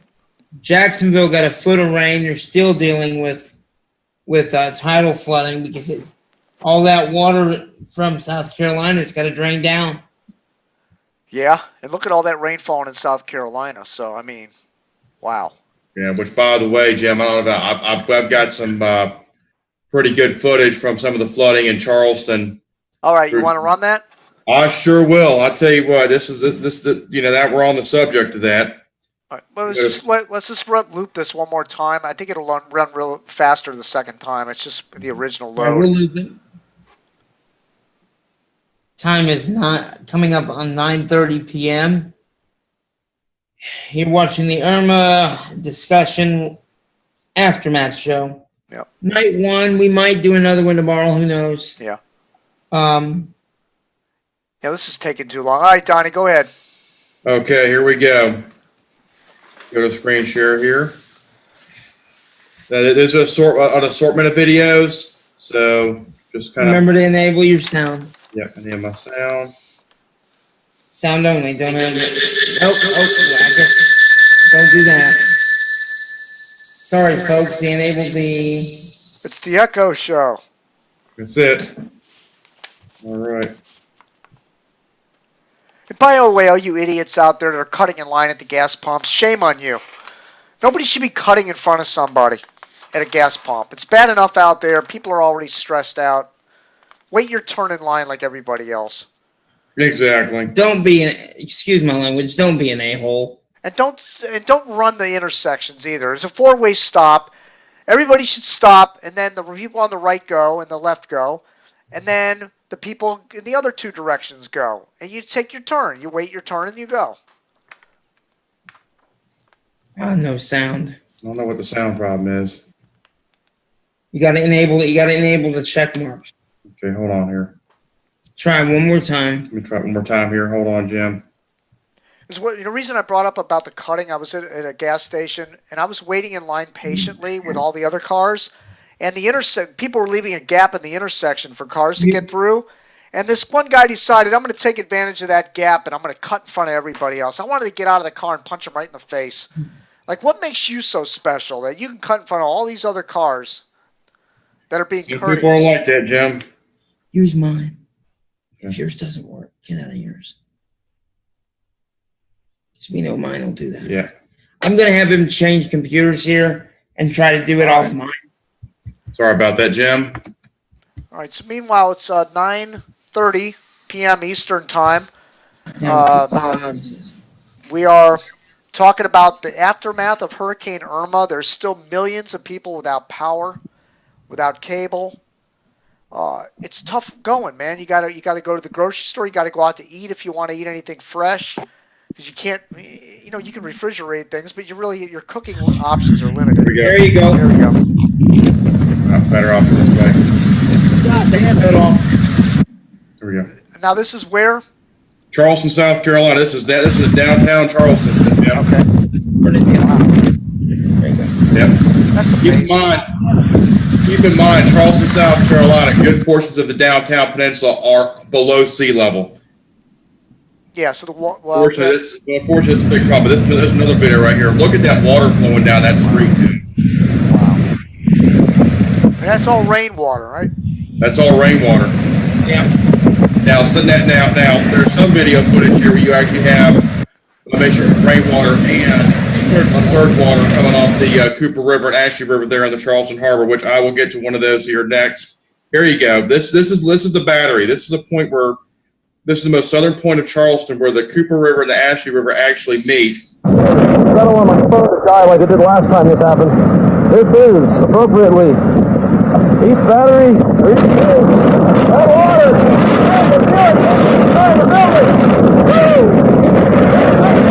Wind's blowing pretty good too.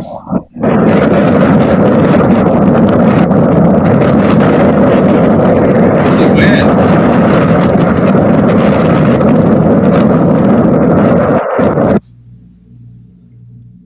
Listen to that wind, Jim. Yeah. That wind is wicked. Now, here's another one. This is a water spout that was on the Isle of Palms, which is the North Beach, basically just east of Mount Pleasant on the north side of Charleston.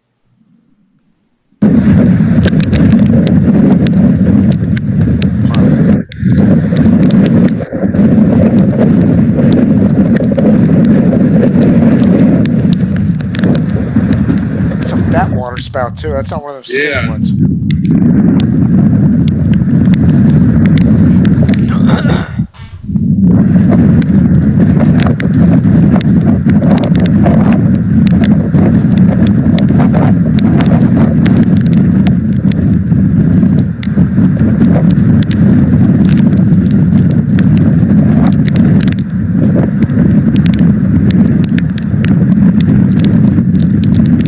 Wanted to mention to people watching tonight, if you're on Facebook, it's going to cut out on you.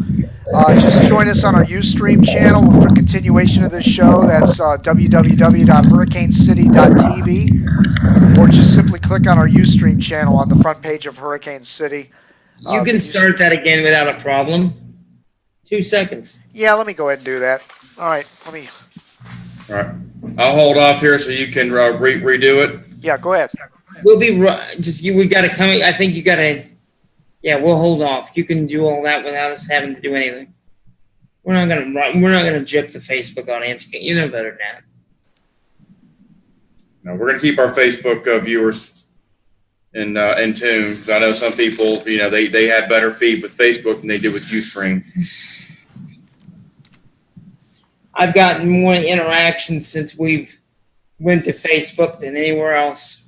Yep. All right, go ahead. We're live on Facebook again. All right, here's another one. This is some flooding of the battery in Charleston as well, right when it started. I guess there's no sound with this. No sound with this one. That's incredible. That's like hurricane conditions. Literally, I mean, look at that surge coming through. I mean, that is. And look at those people standing there too. Look at this car. Wrong spot. You're gonna need another. And that's car. all salt water right there. Oh boy, that vehicle's totaled. Yeah. And look here, here's somebody coming out to rescue these people who were stranded. And what are they doing there? No idea. I don't understand people at all. Like that water didn't just rise up in a second. That took a while. Now here's another one here. This next video is of a plane trying to land at the Myrtle Beach airport, and the wind was so strong, the pilot was not able to keep the plane on track with the runway. What was he doing Why flying? were they even trying to land the plane? That's the big question.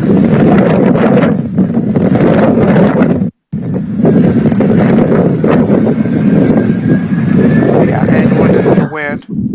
That's just crazy. That's a big plane too. Yes, it is.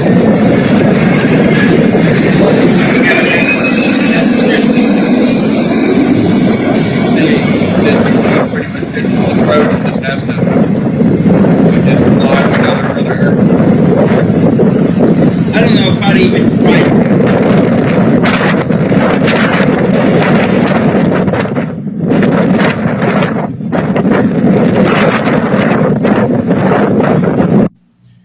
Huh. And that's as far as what I have for videos, Jim, with the storm. Maybe we could see that thing try to land. Yeah, that's pretty much what I have as far as stuff from Charleston. I mean, that was just absolutely insane when you really think about it. I mean, some of the footage and everything that happened. Don, you got like 32,000 emails. You better check those. Yeah, I know. But That's a lot of emails. You didn't check, but well, they have bad, but getting to it, Jim, I know that you, of course, being living in the South Florida community, you have a lot of contacts. I know you said you have a very good friend of yours. What was his name? Is it Jeff that lives down the Florida Keys and Cujo Key? I think that would be Ed. Ed. Okay, Ed. Has he tried to go down there to check on his Yeah, property? let me tell you what he said. He told me that he doesn't have an ID that matches the address because it's like a vacation home for them. Even though they live in Florida, but that's still a vacation home, and but they don't have that on their ID. They live out in Davie, so they can't even get in to check on their own property. That's bullshit. Secondly, even if they did have the address on their property, they're limiting people coming back into these areas because of the destruction. So it's going to be they've got to completely check the area first, I guess, before they let everybody in, and it's still ongoing search and rescue and that sort of stuff. Right. But he mentioned that a neighbor of his has a basement down there, which is stupid. You don't have a basement in the Keys because it goes underwater. But he built a basement and he was using a sump pump down there to suck the water out. And they hadn't heard from him since the hurricane hit, so they're thinking that he might have gotten electrocuted and died down there in that water. Oh God! And there might be more people like that down there that were in that water that got electrocuted because the power might have remained on or whatever, and they might be in their houses dead and nobody knows it, because it's a huge, there's a lot of houses and they got to go door to door and check. And a lot of these people might live there by themselves, or there might be somebody that's watching the house, because remember, we're in the summertime, but all the northerners go back up north, right? So the people that stay in those houses are generally locals or a family member of some sort living by themselves, or one or two other people. And so there's not a lot of, other than cell communications, there's not a lot of communications. Cell connectivity is down. So people can't check on the people that live in the Keys to see if they're alive or not. No. So it's a big problem. Jim, I think this will be good for the audience because I'm sure right now, I know the mainstream media is very rarely have they gone very in depth with this. I think they kind of give them just a brief summarization of a lot of the damages. And like myself, I happen to have some family member that lives down in the Florida Keys, and I'm sure there might be some people viewing today that have family in the Florida Keys or might live in the Florida Keys themselves, and they're still sheltered, waiting for to hear something. What right now, from what you've heard, should they be prepared for?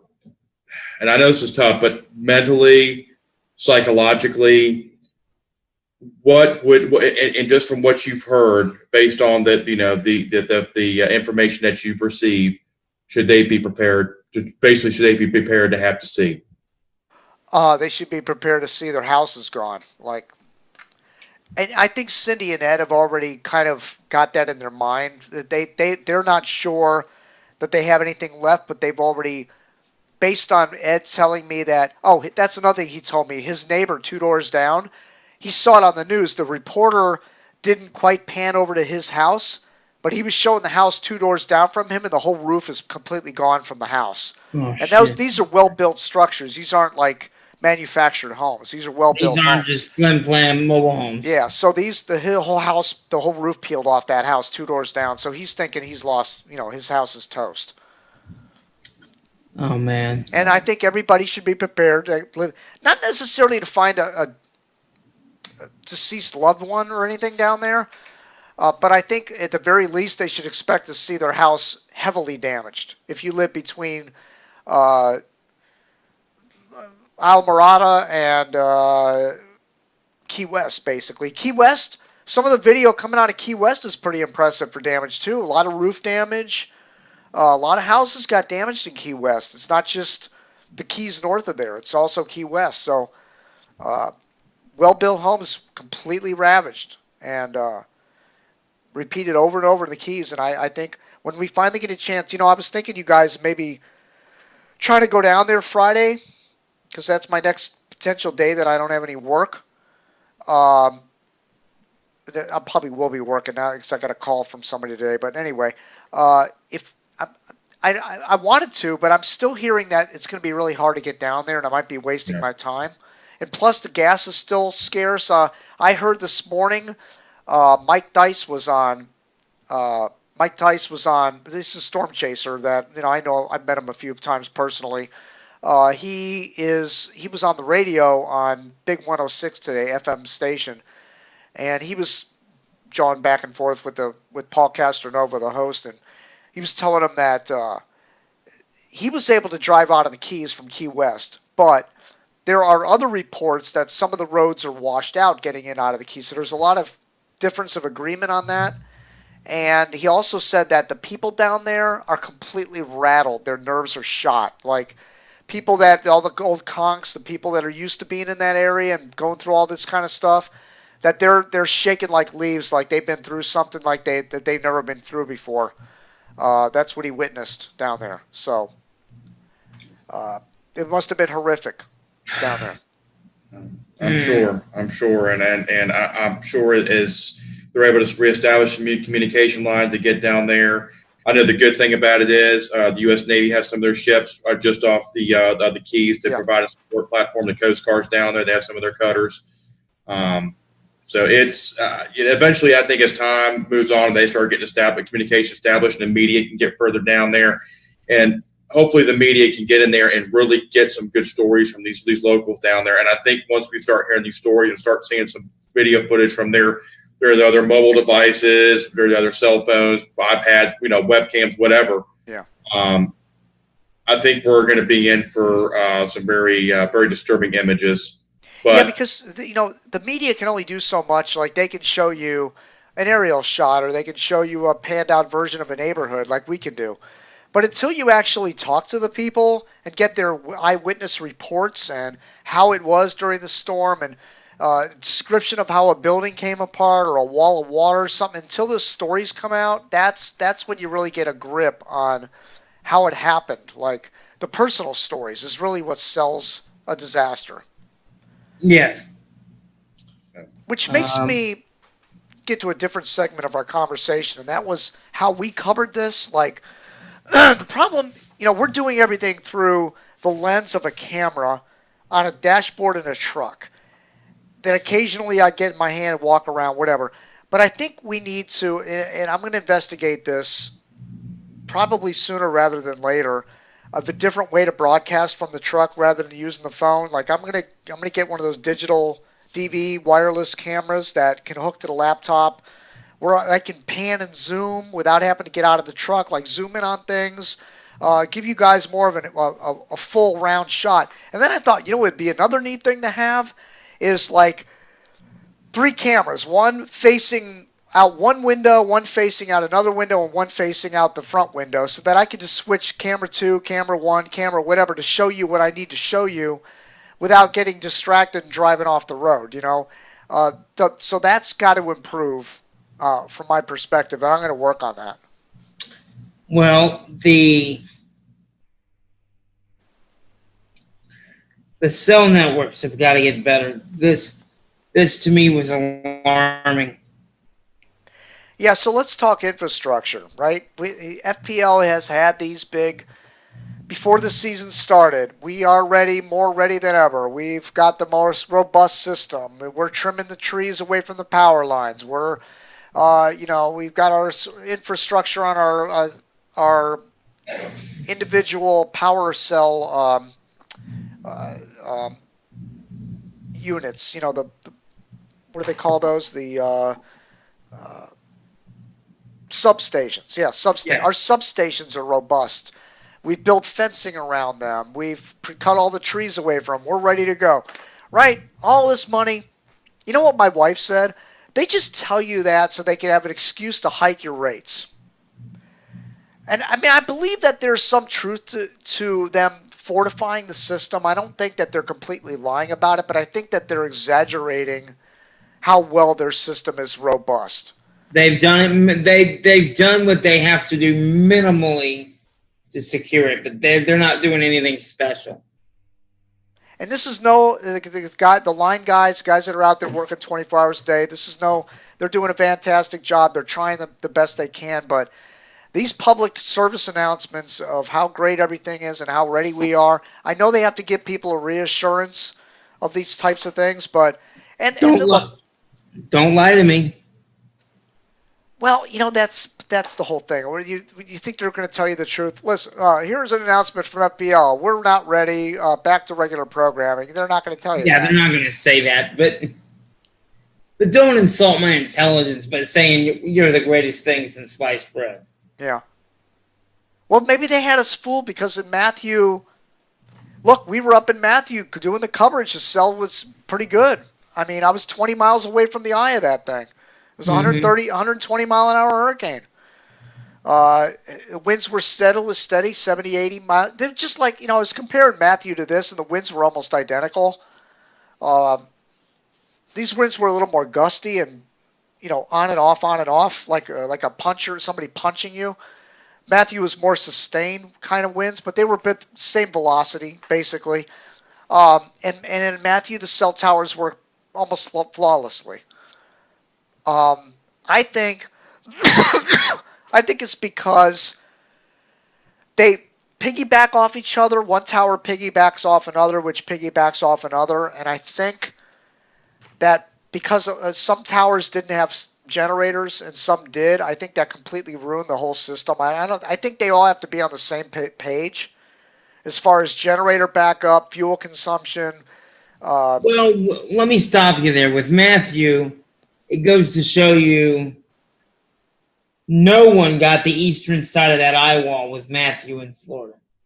You were all on the western side, barely. That's beside the point because the winds were the same.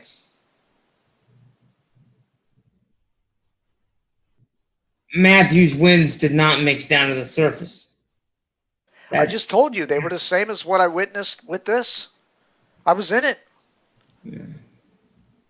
You were watching me. I was filming it. You can't, again, when you're not in the truck with me, you can't, possibly visualize that clearly. But I can tell you those winds, remember when I got out and ran around with the camera? Those winds were pretty intense. Like, it wasn't, it wasn't enough to knock you over, but it was pretty darn close. And the same thing happened when I went out yesterday or the other day with Irma, and I was out in the driveway and back and forth the truck. It was really intense, but I was able to stand up. The only argument you can have with this is... If you're able to stand up, it's not hurricane force. We know that. Well, it has to hit your body with hurricane force winds. Like that Jim Cantore tunnel thing is a little bit not accurate of what a hurricane represents. Like he's saying, okay, here's what 90 feels like. Yeah, 90 miles an hour squared over your face. Yeah, that's different than standing in a hurricane where that 90 miles an hour might be spread out in front of you. It's not consistent. Like 90 miles an hour squared to the size of your body compared to 90 miles an hour over a 80 square foot area is completely different. What is she asking here? I just got a tweet. I guess I'm not going to get an argument on that. Yeah. No, I'm not. We got a tweet here, actually, I'm reading right now, so. Yeah, by the way, people want to tweet or comment on the show tonight at Hurricane City or go on Facebook and read us the riot act if you want. Actually, this is from Rose. I'm sure you know her. She's one of our big fans here. Yeah. She says, our power company teams from here in Montreal on the way to Atlanta to help. I guess she found that out. That's nice. I love hearing about people from up north coming down. That's awesome. Yeah. I know here in Virginia, Dominion Energy sent. I saw we sent 750 employees down to help. So, well, and I'm sure surrounding states are sending their some of their power company employees as well. So it's nice to really see a national effort. They all help each other. I mean, FPL does that when other states get hit. They send their trucks over. I mean, it's common courtesy back and forth. It is. I also wanted to mention Marcia Gaines, who she'll post on Facebook occasionally at Cane Talk and other places. She lives in Cape Coral, and I'm sad that I wasn't paying closer attention to that because she was saying that they got some pretty good tree damage and whatnot, but nothing anything more than what the East Coast got. But I wanted to apologize for kind of ignoring her being in that area because Greg Gibbs was in that area, and we were communicating with him, and she was right there, and there was no communication. So I apologize to Marcia. I had no idea she was in Cape Coral. I really wish people would do more to identify themselves when a hurricane is coming. Like if you are on Cane Talk, put it in capital letters at the top of your post. I'm in this city. so that everybody else on the board knows you're in that city. And everybody, and come in Facebook and say it too. Like, I'm in this city. Everybody, just want to let you know. I'll give you updates or something. Let us know that you're in that city. Yeah. That lets us know to pay attention when you post. Exactly. And the worst case scenario too is something happens. And something happens that certain city where you're at gets hit real bad. We at least know that's where you are, and maybe even on a higher scale, we can at least be able to alert people. Okay, hey, we know so and so's there. Can you please check on them, or what's their status? Yeah. Or heck, I wouldn't have even went over there and said hello while I was over there. I mean, I was right in the neighborhood. I could have maybe swung in there and checked on them or whatever, or just said hello and put a face to the name or whatever. But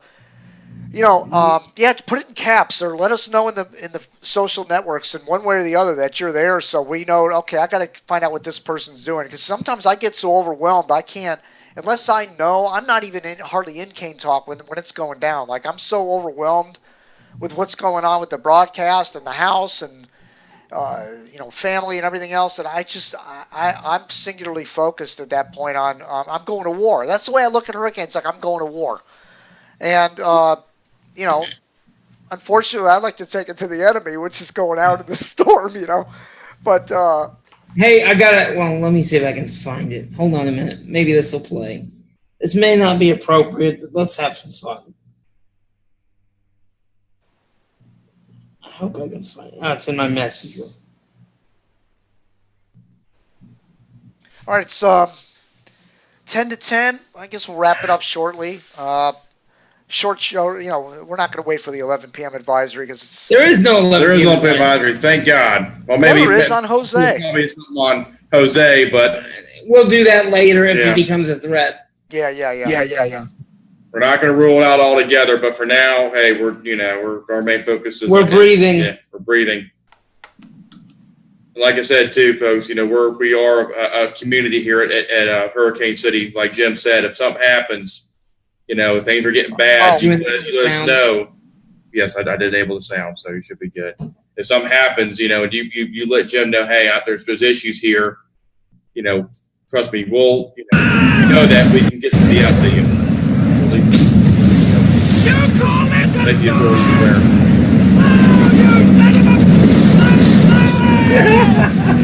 It's time for a showdown! Get your mouse out of the way. Right here! Come and get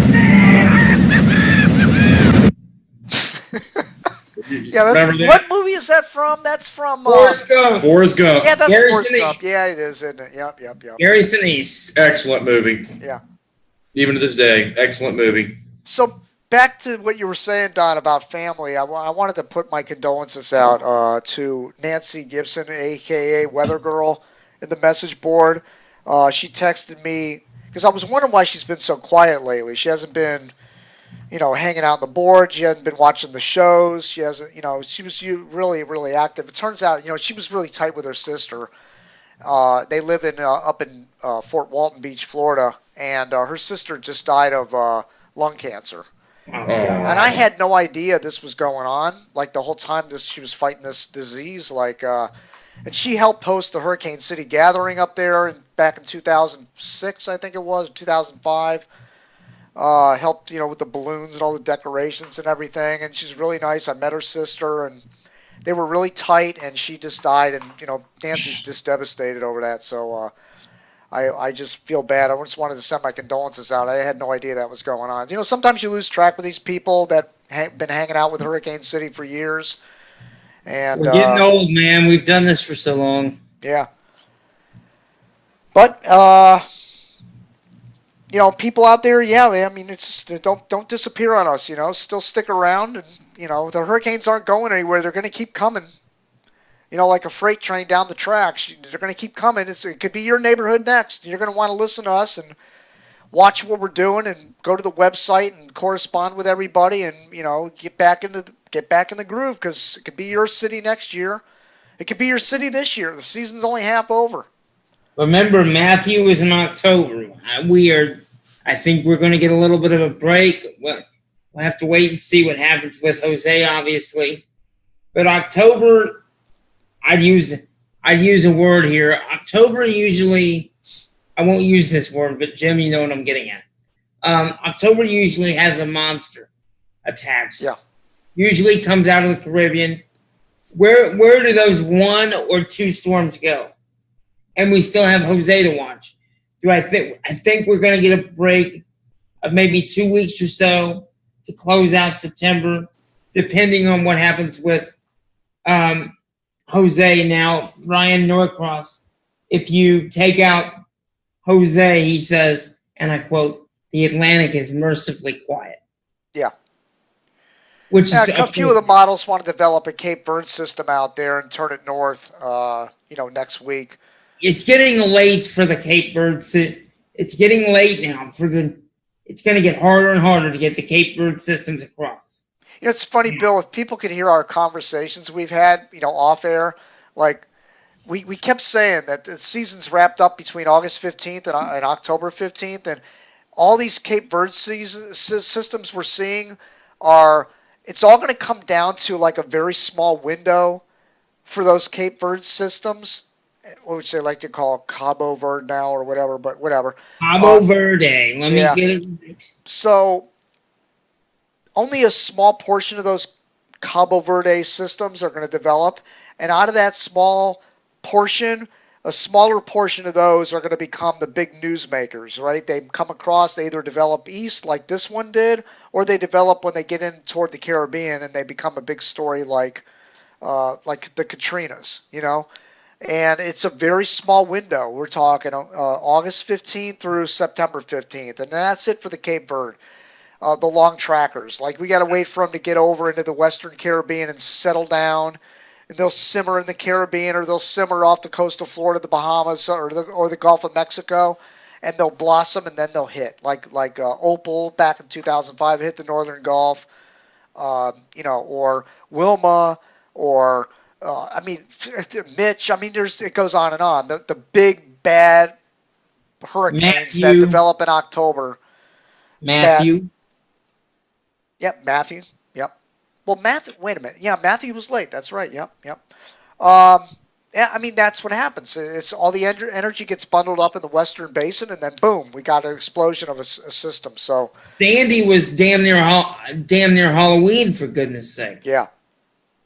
Really. Sandy's the biggest system in history too, the largest wind field.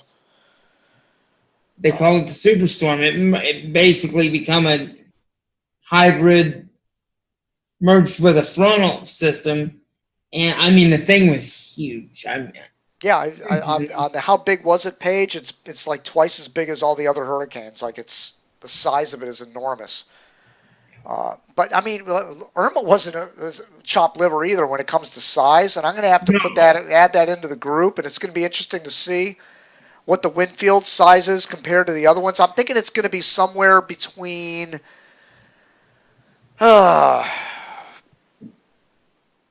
Ivan and what about a Gilbert?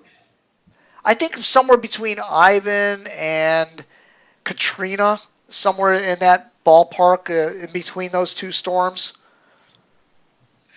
But I thought the hurricane force wind field on Katrina was over 100 miles. Yeah. I don't think this thing ever got there. I think it was 70. Dude, I was 100 miles west of the center when we were getting hurricane force winds over here.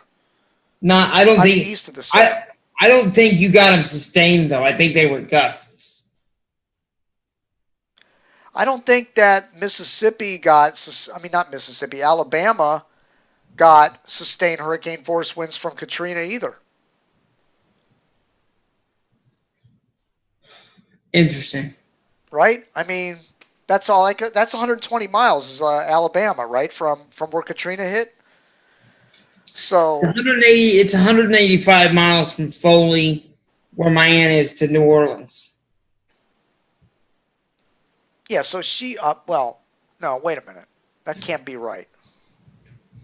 No, that don't sound right. Let's Google Earth it real quick, because now I'm curious. I'll screen share this, by the way.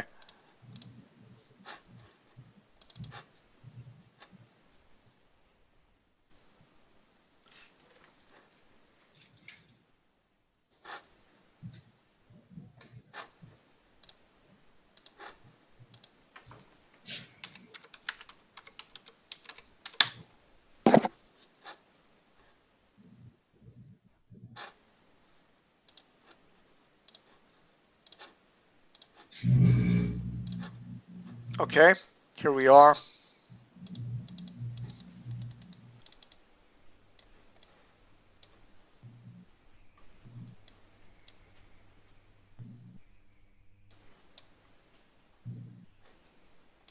Okay, there's Foley. All right, so let's go. Foley to New Orleans.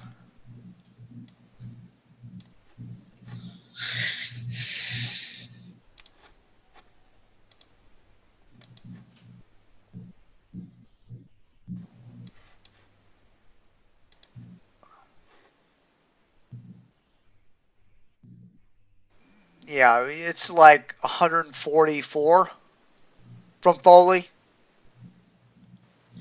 Maybe it's because of the way you guys are drivers. Yeah, it's the crow flies, not actual miles in your car.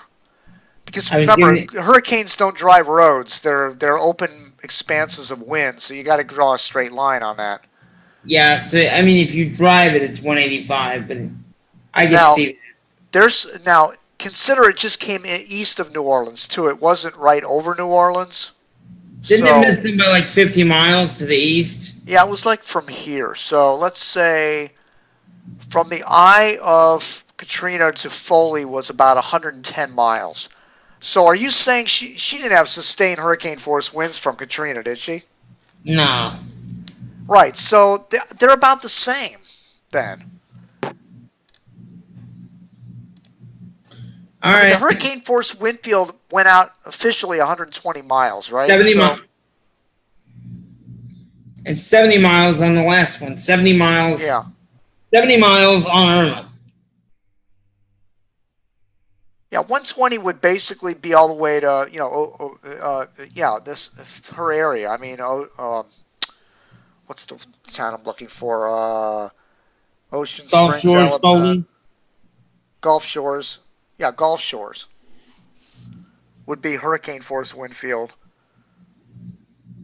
Mobile. I know Dolphin Island had it. They were 90 miles away.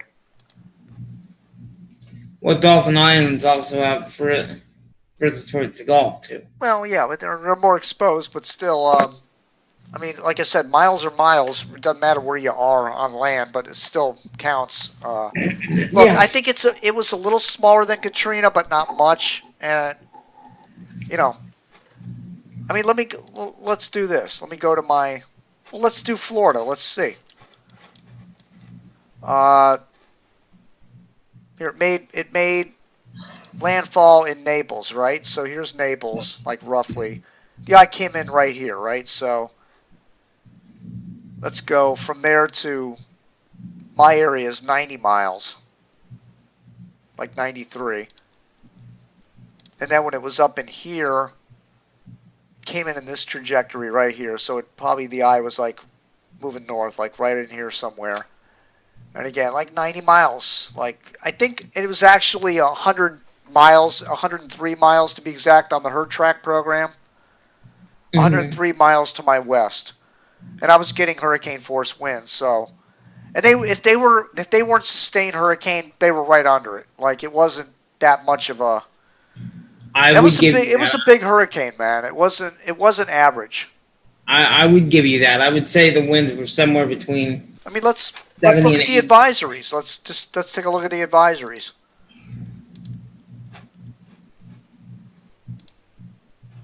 So, public advisory. Okay, let's do this. Okay, here we go.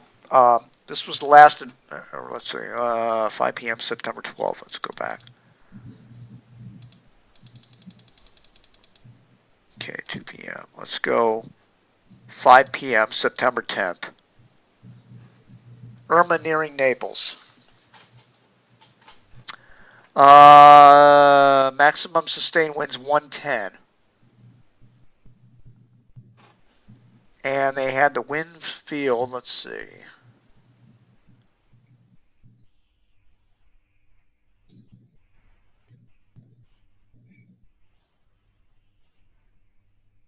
Hurricane force winds extend out 80 miles from the center. That's a pretty big hurricane. It expanded, okay. Yeah. And tropical storm force winds extend out 220 miles. Naples Municipal Airport reported a sustained wind of 88 with a gust of 135. God.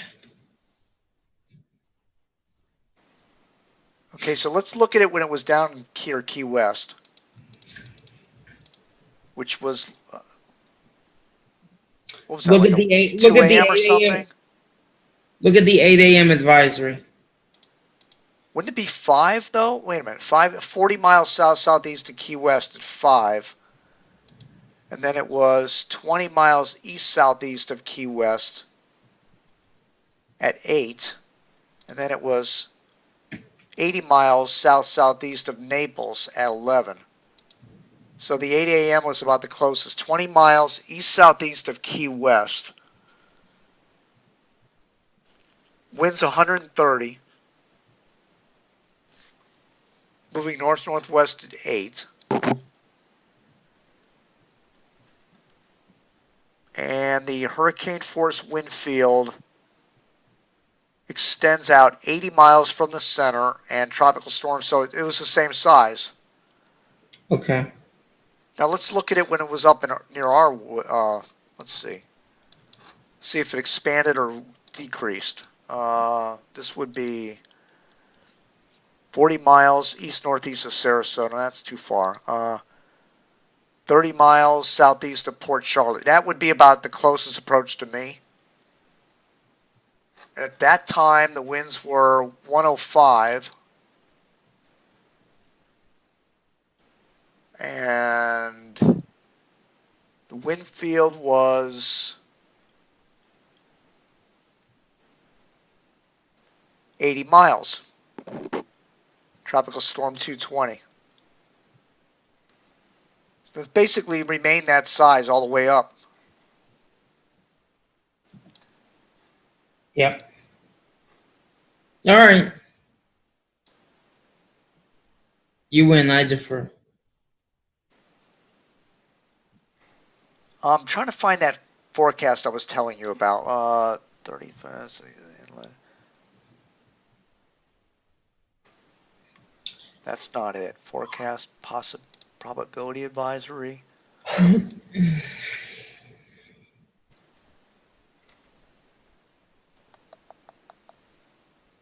Probabilities. Nope, that's not it. Observation worksheet. Nope.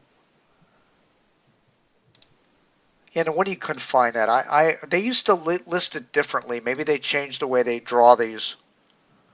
But they used to tell you how far the winds extend out from each quadrant of the hurricane. Like they would say, winds extend out 60 miles to the east, 40 miles to the south, 30 miles to the west, and 70 miles to the north. Like they used to tell I was you like, that. I don't know what you're looking for. Huh?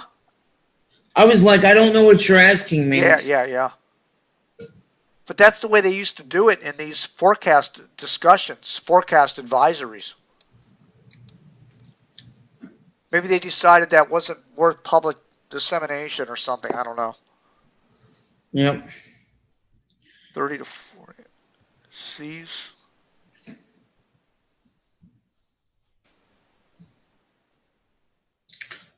They've replaced it with giving you the 34 and 64 knot wind radii, which are the tropical storm and hurricane force winds. Yep. They're showing the C's from the center, but they're not showing the winds from the center.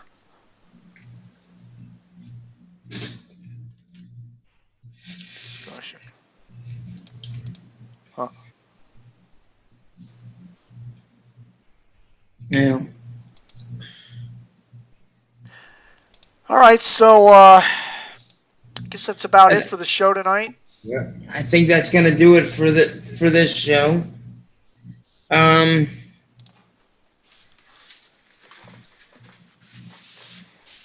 We will split it up. Donnie, you can try from the house tomorrow. I know you've got schoolwork you got to do. Yeah, I do, but I can work around that. I think we'll do one more. Hopefully, we'll get more information from the Keys. Yeah. Yeah. And maybe we'll have some death toll adjustments to make, and maybe we'll find out more about whether they're letting people down there, and maybe we'll try to take a shot at it Friday. Get down there, at least get some video or some sort. But there's saying if you're media, you're turned away. If you're a friend of a friend, they're turning you away. They're not letting anybody in there. So I think it's going to be a tough haul. I mean, we might have to wait till Saturday or something. Maybe. May even have to wait a week. Yeah, the weekend might actually be better. Maybe they'll open it up because they realize people like to go down there for vacation, so they might have to open it up. But yeah. All right, you guys. All right, we'll be back tomorrow, 8 o'clock. All right, 8 o'clock tomorrow, everybody. And again, you know, we do this, all this stuff because we love to do it, this kind of stuff, and inform people. And, you know, it's kind of a hobby, but at the same time, it costs money. Donations are appreciated. Yep. I know the donations are out for, you know, Harvey and Irma, and we have a long season yet to go. But, I mean, you know, $5, $10 or something if you have a PayPal account or, you know, we don't have one of those donation things set up like this Patreon and all that kind of stuff. We don't do any of that. So if you can just visit the donate buttons at Hurricane City, just click $5, $10, whatever you can afford. It helps us to mobilize and get the story out there. You know, we like to get in depth. Nobody else does that. All these storm chasers you see out there, they're just out there shooting video. That's all they care about. They're not telling a story. They're not telling you what's happening. Jeff does a little bit. Jeff Petrosky's telling you know what he's visualizing. But most of these guys, all they want to do is go down there. They want you to pay for them to go down to film and then charge the networks for their video. That's what they want you to do. We are just doing it for you. That's it. We're not looking to get rich. We're not looking to make a living off of it. We're just looking to tell the story and do these shows and kind of entertain people. It's all about. We're not out there just going, okay, I need money to go film with my camera and just not say our anything life and would just be film the waves, our life would be a lot simpler if we weren't doing it. But I love to do it. That's why I'm here. That's right. Yeah, it's interesting. I mean, we're all into it. Look, we're all in front of that bowling ball.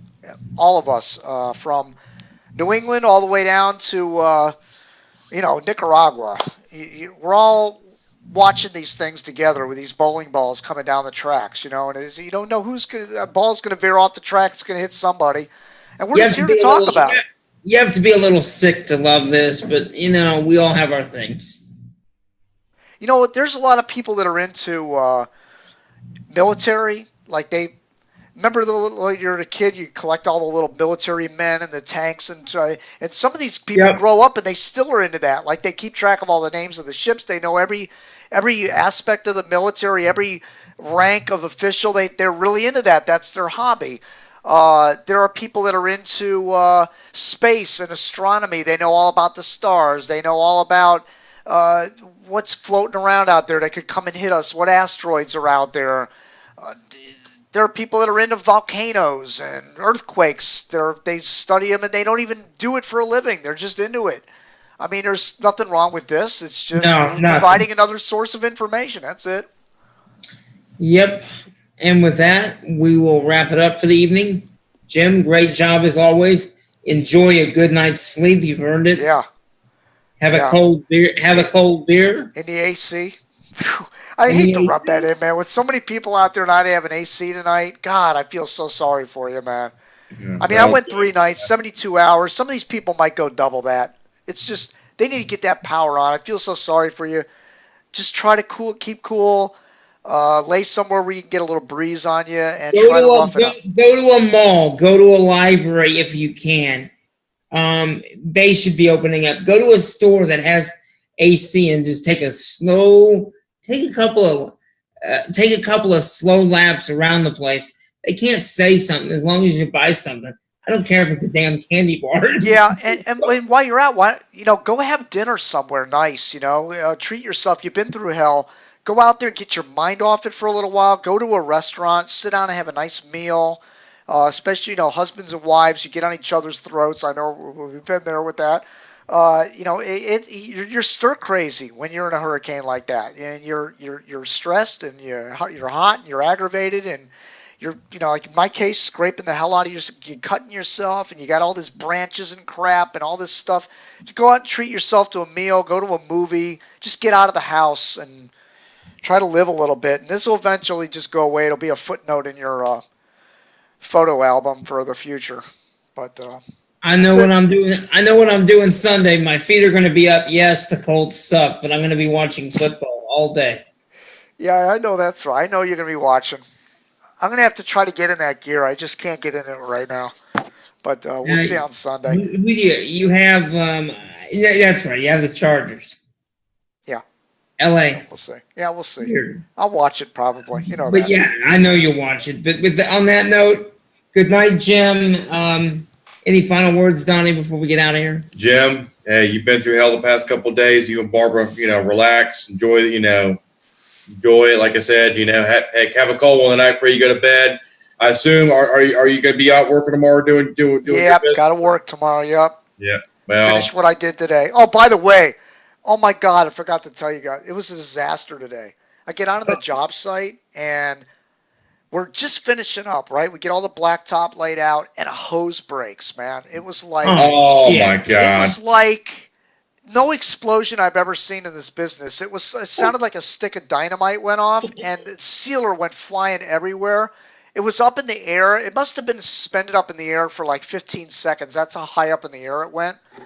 And it came raining down. It was hitting cars. It was like all over. Oh my God. It was, we just rinsed off what we could and just said, let's get the hell out of here. Like, it's like leaving the scene of a crime. Like, it was terrible, man. Jesus, Jim.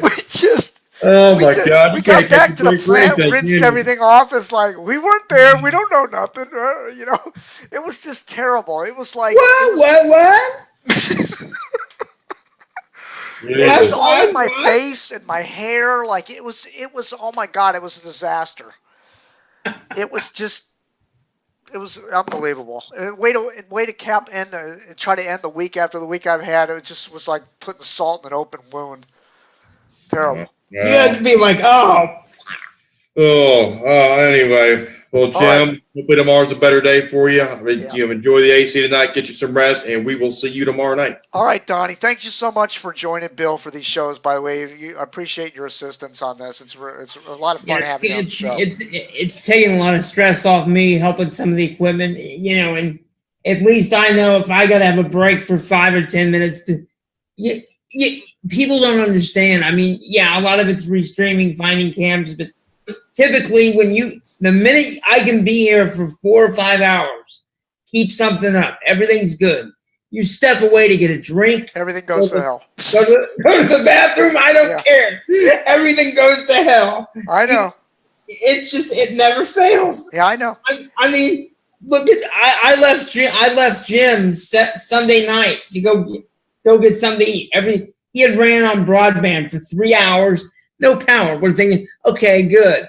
He can run it on his own for an hour, so I can go get something to eat. 5 minutes after I leave the house, no broadband. Lost everything. Yep.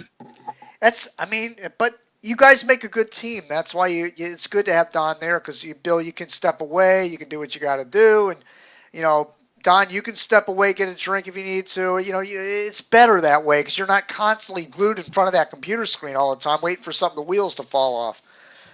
So no, it helps. That's right. It helps. That's right. All right, you guys. Appreciate you both, and have a good night. And you guys deserve the rest too. So we'll come back here tomorrow night and wrap it up or whatever, and we'll have a good week and get away from this. All right. All right. Good evening, everybody. All right, Thanks for watching. All right. Good night. Have a good night.